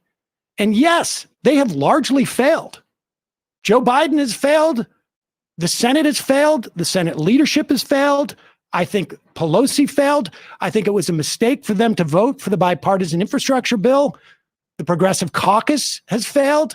In fact, I think that, one of the things that I am hoping, and, to the extent that I can pressure, there's only so much pressure I can bring to bear on politicians. But one of the things I am hoping that they do is that they actually implement some voting requirements, some litmus tests to be a Progressive Caucus member. I think that's a great idea. But Sam, first of all, you just said a lot there. So brought up that idea? You know who brought up that idea on this program? I have brought up that you've brought that idea up on this program. I brought it up on my program as well. I know you've said that up on this program. You said it during your first Force the Vote video. Actually, you said that maybe it's time that we tell members of the CPC that they should have to support a vote on Medicare for all on the House floor. And I just want to go ahead and say the CPC, the Congressional or the Progressive Caucus, they're not that great either. Joe Kennedy, who's from my state, Massachusetts, was a part of the Progressive Caucus. Joe Kennedy is not progressive. Joe Kennedy wanted to keep, did you know that when in Massachusetts, they wanted to change the law that a police officer, if they stop you while you're driving, if they do a road stop, they cannot just search your car for marijuana. This thing happens. Joe Kennedy wanted to keep that in place. Joe Kennedy wanted to keep that law, knowing that cops target African Americans on the road. He wanted to keep that in place. And he's a member of the Progressive Caucus. So the Progressive Caucus, again, it's similar to me like the CBC, the Congressional Black Caucus. The only thing that's like progressive about it is the name. That doesn't mean the people and their principles actually are. Or if they want to be a part of it. I think that's a great idea. I just wish you would continue holding them accountable like you did then. Anyways, but you said that I'm too... How did I hold them accountable then? Sam, I just let you talk for so long. How did I hold them accountable then? Why does he say it like that? How did I hold them accountable then? How did I hold them accountable then? Like, this is like a fairy tale. I sincerely think that Sam Seder woke up that morning, probably rolled out of bed, grabbed a cup of coffee, might have been a little hungover, probably didn't do any research, didn't do any type of preparation, and just was basically like, I'm going to go in and I'm going to nail this and then do my thing for the rest of the day. I don't think he was ready for this. You want to go into this? Jackson, what do you think is going on here? You held them accountable back then by going out on your program and saying stuff like is influencing them. We could push House progressive members to leverage their votes. It is worth it right now, tweeting at some of the top progressives, people who are supported by the Justice Democrats in the squad. The more of a stink we make, the easier it is for progressives to leverage it because they can simply say, look, I have my own pressures. So I think it's a good idea to do this, to force this vote. Yeah. So why did you not say that or make a stink about this during the vote on the adoption of House rules or the congressional budget or the American Rescue Plan Act or the For the People Act or increasing the Capitol Police and Security budget or the 12% increase in the State Department and USA? No, I'm not done. 12% increase in the State Department and USAID funding that they all voted for. The Legislative Appropriations Act, Combating International Islamophobia Act, all of these things, the Infrastructure Act, increasing government funding, all of these things, Sam, I'm done, but let me just finish. I let you talk for so long and I don't interrupt you. I just expect a little bit of respect in return. All of these things were passed by a margin of roughly 6 to 10 votes in the House. These are all things that the progressives could have banded together, or in some cases banded together to stop and get concessions in return. Sam, please stop interrupting me. Please stop interrupting me. Jackson, you listed off a bunch of votes that you presume I'm against. No, I have a problem with the State Department getting more funding. No, you don't have a problem with that? With the State Department getting funding? No. A 12% increase. I mean, a 12% increase, 11% increase. You guys hear that? Sam Seder just told you he doesn't have a problem with the State Department getting more funding. Again, this is the class issue.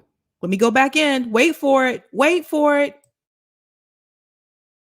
13% increase. You don't have a problem with the State Department, who is, leading coups across this world, who is launching hybrid warfare through the National Endowment for Democracy in countries all across this world, like Venezuela, like you just mentioned, that you said you had a problem with warmongering and sanctions on Venezuela. You don't have a problem with the 12% increase to the State Department when they could be getting concessions for progressive policies in return? What concession? Any concession. Well, Do you know how closely that State Department vote passed? Do you even know the vote? No. It was 217 to 212. AOC, Tlaib, and Bush voted no. Presley, Omar, Bowman, Jayapal, Khanna, Lee, and Porter voted yes. So had three more progressives who voted yes, voted no, they would have been able to defeat the measure temporarily or, forever, because I don't support an increase in the State Department, unlike you.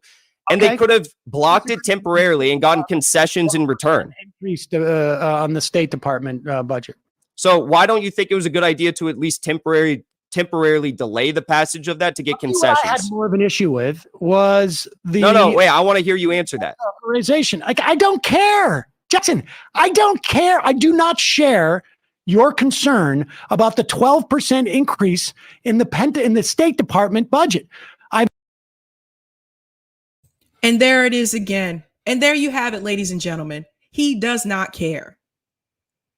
He doesn't care. He doesn't care.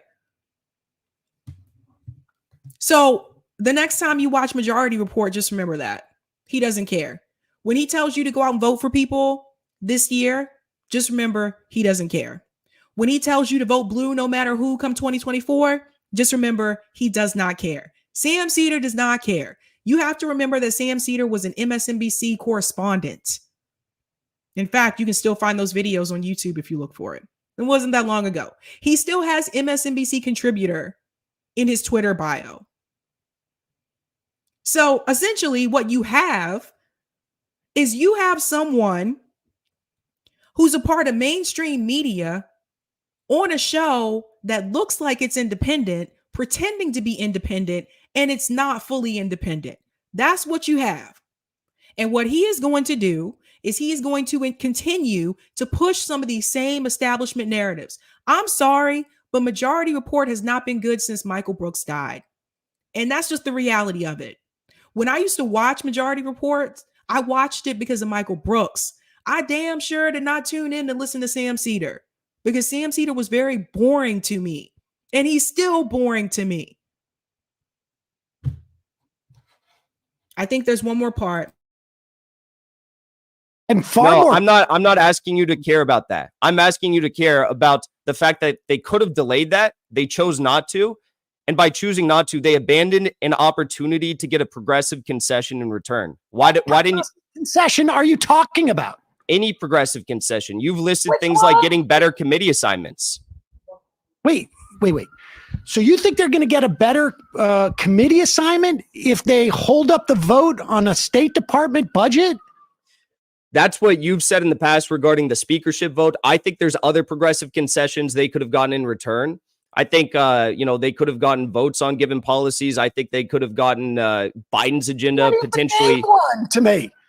What about Sam, listen, what about a $15 minimum wage for all Americans? That's not even a progressive agenda item. That's something Biden ran on. Minimum wage. Yes. Not get through the Senate, Jackson. But don't you think it would be important to at the least get a vote on that in the House? I mean, I suppose. I think everybody has said they're for it. It's not going anywhere. So why don't you support the squad delaying these bills, all the ones I just listed that passed by a small margin of votes, smaller than the squad themselves?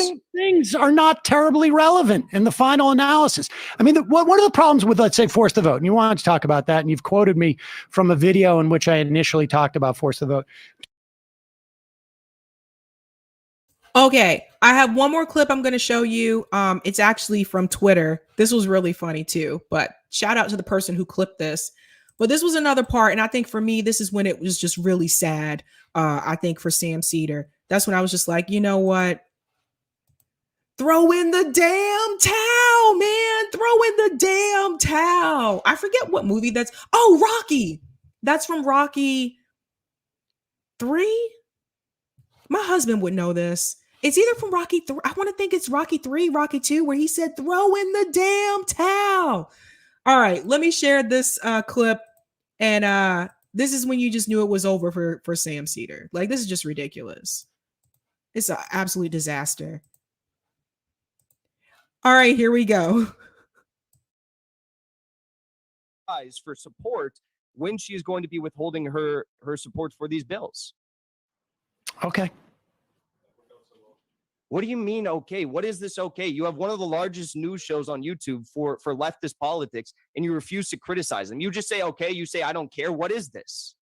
Do you not have any values that you stand upon? No. For support when she is going to be withholding her support for these bills. Okay. What do you mean, okay? What is this okay? You have one of the largest news shows on YouTube for leftist politics, and you refuse to criticize them. You just say, okay, you say, I don't care. What is this? Do you not have any values that you stand upon? No. For support when she's going to be withholding her I digress. Like, what can you say? If he just says, like, do you not have any values that you stand upon? No. Majority Report has millions of subscribers. This is what they're listening to. A guy who just let you know he does not care, said the quiet part out loud multiple times, mind you. I don't care. And he doesn't. So there you go. I told you, some people really don't need to fight for these issues. I told you there's a class divide. When you bring this up, a lot of times people say you're being divisive. No, like there's a class divide. And I think people are starting to see it more and more now. People like Sam Seder, they don't care if we get these things or not. They may say a couple of like sweet words and things like that and say, yeah, everyone should have health care. Everyone should have a living wage. But at the end of the day, does it really affect them directly? No, because they already have these things. They don't need to fight for it. So if you guys don't get the things that the squad was running on and the things that they told us to fight for, if we don't get those things, people like Sam Seder, people who are in the upper class, they will be okay. They will be fine because they have what they need. Now, don't get me wrong. There are some people who are still like wealthy and they genuinely do care and they will be allies and they will go to bat for you. But in my lifetime, haven't seen that many, bud. Haven't seen that many. I got to hit some of these comments in the chat. Doot. Bliss Monkey, much love from Canada. Sabs, been a fan since the early days. Thank you so much, Bliss Monkey. Canada in the house. Guys, hit that like button if you didn't get a chance to do so. It really does help me with the algorithm. If you are new, don't forget to subscribe. Rose to Power Off the Record. Thanks so much for the super chat. Lennon even says multiple times in his writings to engage with the electoral process so that it can be seen for the capitalist imperialist charade that it is. Thank you so much for that. 100%. Properly smug. That's still my favorite line. I actually watch a lot of your show, but so I can criticize you. That was really funny. That was funny. What's going on, Blue Moon Red Wine? You should ask Sam to debate you. You would clounce him even harder, and they won't be able to take clips out of context. Sam Seder doesn't seem to be willing to debate minorities, but I'm not going to get into that topic tonight. But Lucy, you probably know what I'm talking about. Shout out to Rose to the Power Off the Record. Thanks so much for the super chat. Sam Seder is permanently at brunch. Exactly. I told you, I don't think he prepared for this debate at all. I think he really just woke up, rolled out of the bed, grabbed some coffee, tea, whatever he likes to, drink in that mug, and just showed up and was like, okay, let's do the damn thing. And another part I didn't play is that Jackson Hinkle's camera actually went out. And so they knew that his camera went out. So his producer, I'm assuming this was his producer, they muted Jackson Hinkle on their end, but we could still hear Jackson Hinkle. And as someone who uses like streaming service all the time, like I do, I know that if I can still hear you and I'm in the audience, I know that the muting was done on the other party side. So they tried to pretend like Jackson just left and he didn't leave. And Jackson was talking the whole time. They were just such assholes. And then they left and they were like, oh, I think he's gone. He's gone. He's gone. Oh, well, I guess that's it then. And so people started calling them out on Twitter, like boom, like that. And then they came back and they were like, oh, okay, oh, wait, we're coming back. We're coming back. And then they admitted to muting Jackson. And then Emma Vigilant tried to chime in and jump in on the debate. Last time I checked, the debate was supposed to be between Jackson and Sam SEDER. You got Emma Vigilant jumping in, some producer guy named Matt Mark, whatever the heck his name is. All three of them trying to jump in and go with Jackson. I didn't think that was fair. I didn't think that was legit. They knew his camera was messed up. You know, it was just like, I'm just going to tell you guys again, this is the class divide. Thanks so much, Mark Davis, for the tip on Rockfin. Don't care. I don't care. No, I have no values. Exactly. 100%. Right. So this is why I try to tell you guys about the class divide over and over again. This is the reality. Some of the same people who told us to go out there and vote for Bernie and support the squad. A lot of us canvassed for a lot of these candidates, donated money, phone banked for them. Those people sat at home. Those people like Sam SEDER, he didn't donate to them. Basically, they got us to do the hustle. They're comfortable. These people are comfortable. And as I said before, he is not going to go hard on the squad because he still wants to have access to Congress. That's how it works. Thanks so much for the super chat, Delthea Simmons. SEDER isn't used to the thoughtful and research questions, nor is he used to opponents who can't be led off topic. HINKLE has SEDER off his game. I love it. Thanks so much for the super chat, Delthea. Thank you for the super sticker, JM. Boop, boop. Thank you for the super chat, none of your business. Masks help them. We couldn't see when their mouths move that they are lying. It's a good point. Thank you for the super chat, none of your business.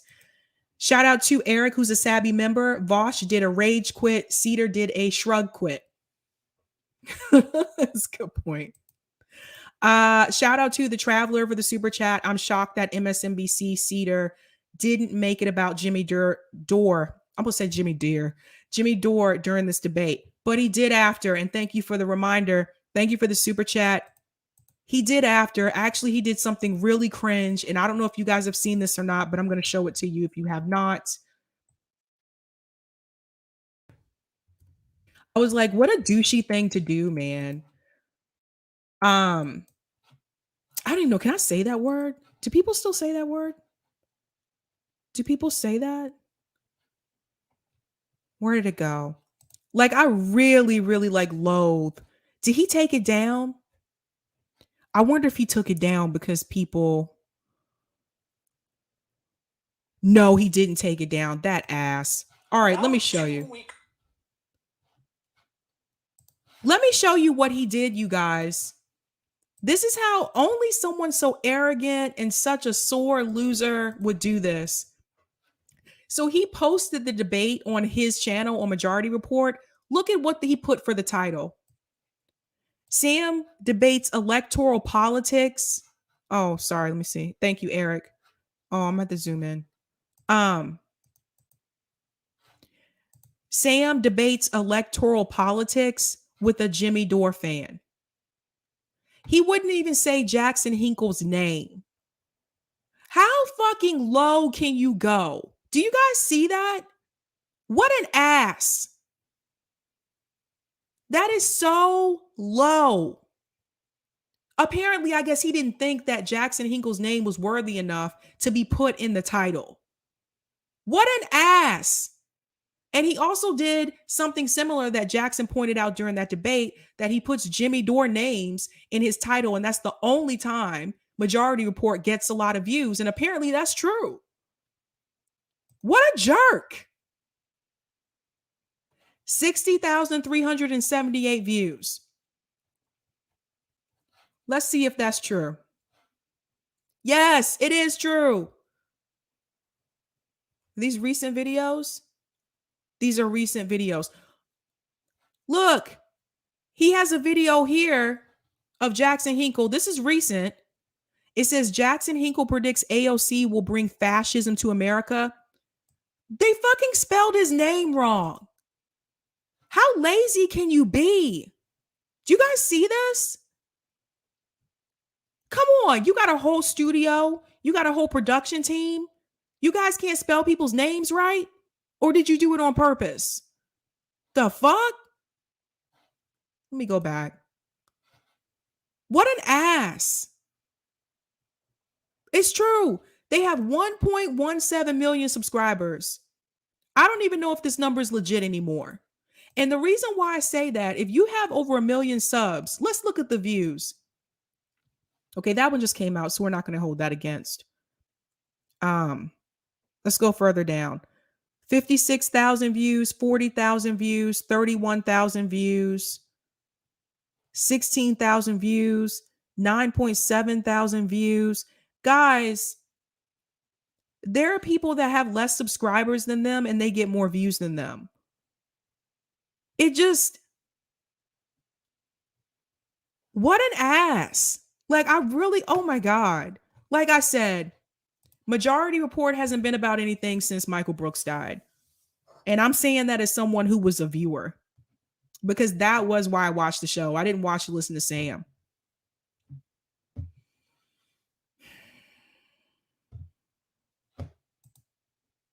That's right, Yasmin. Sore losers. Sore losers. Oh my God. What a, oh my God. I'm sorry, guys, but I'm just going to go out and say it and people can take this however they want. I think some people, after, Bernie suspended his campaign, let's go towards like when after Trump won. And we saw like some of these people with these big platforms on the left giving props to Biden, saying all these good things about Joe Biden, when we could clearly see that Joe Biden was not doing things for the American people.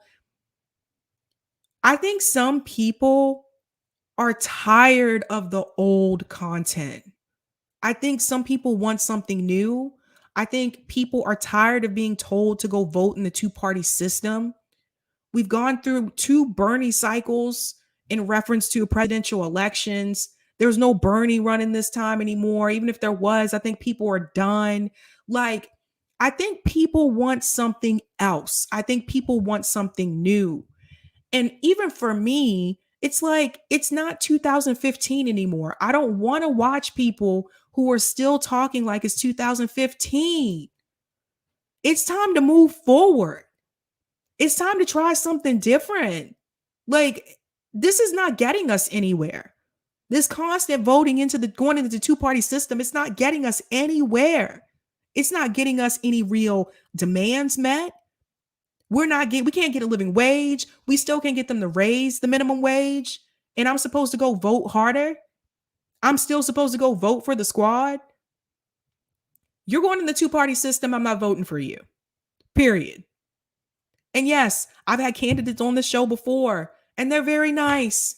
And I think they mean well. But I can't vote for the two-party system.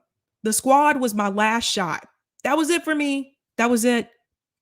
So if there's a good third-party option, I'll pursue that. If there's a good independent candidate, I'll pursue that. But in terms of the two-party system, I am not going back down that road. And there are other people I've met who are like me too. And that number seems to be increasing. But what are all these other people going to do? How long are you going to continue to tell people to continue to vote for the squad? How long are you going to continue to mislead your audience and to make them think that we still have that chance when you know that we don't?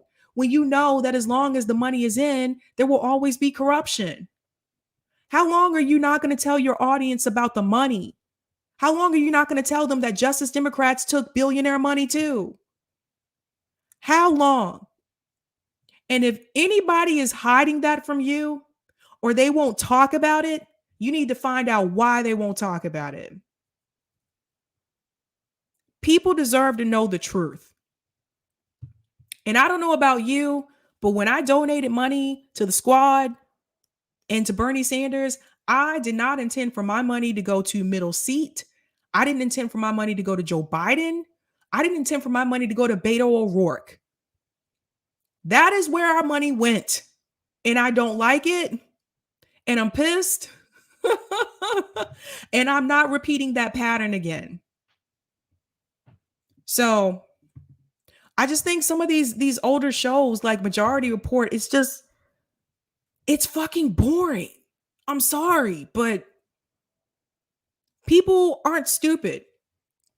I think people are starting to see that they're looking around as someone in the audience. We see that you are getting more and more money, and you're still telling us to do the same tactics over and over again that don't seem to be working, while we continue to watch the squad just screw us over and don't really fight for anything.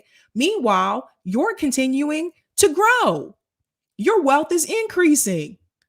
You're continuing to get more and more money, and your audience is increasing, and everybody else that's watching you is still broke. Does that make any sense to anybody? Have any of those people ever taken some of their millions that they make and donated to any type of progressive causes? Started any type of progressive movement and change? If you have over 1 million subscribers, you mean to tell me you can't get 100 people out in the street? People say we need to fight, we need to protest, we need direct action. I agree. I told you before, we need to hit the streets. That's how the civil rights movement was done. That's how the women's movement was done. You have to get out in the street. Now, I have a small audience. You mean to tell me people who have these millions of subscribers, they can't get 100 people?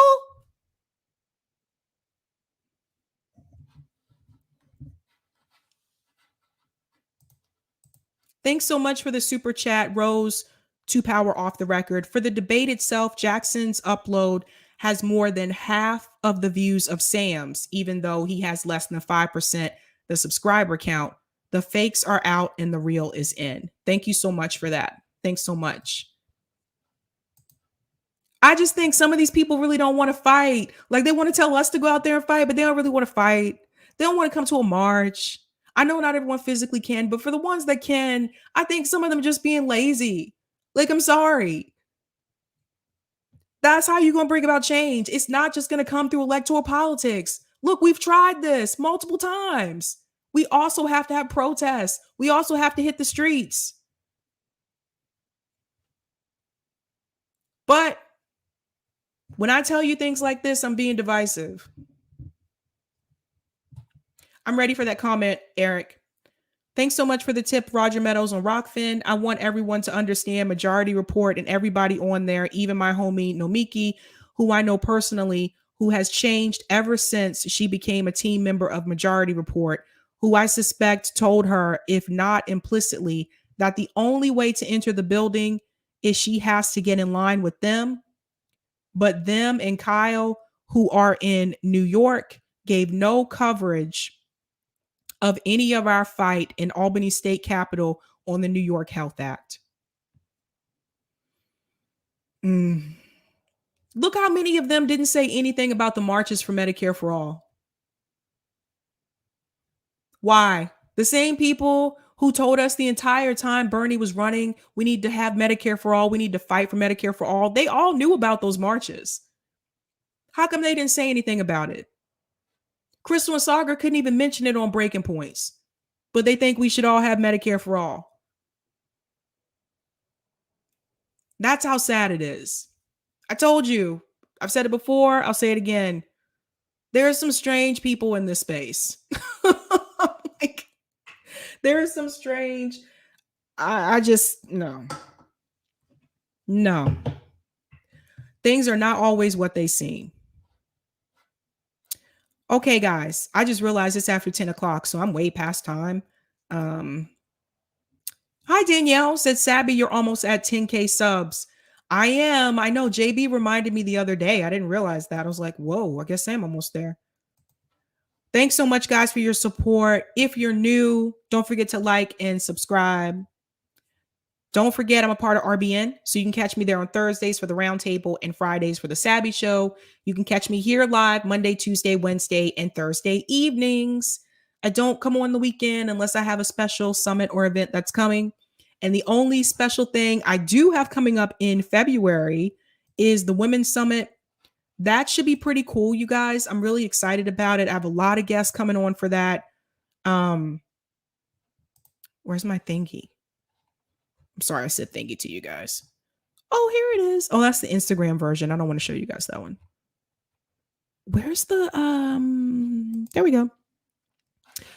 Boop boop be doop. Yeah, so I have the Women's Summit coming up February 26th and 27th. That should be pretty cool. I'm really excited about that, you guys. Like I said, there's a lot of guests that are coming on. There's 4 different panels. I know some people ask me like,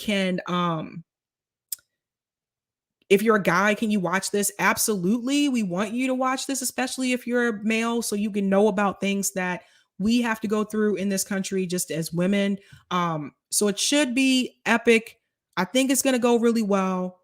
It's my first time doing a summit by myself, so I am a little nervous, but I think it'll work out well. So February 26th, 27th from 7 to 9 p.m. Tune in, don't miss it. Save the date. All right, honey buns, it's time for me to go. It's getting late, and I know Eric's probably like, good Lord, how long are we going? All right, guys, so have a good night. Keep up the fight.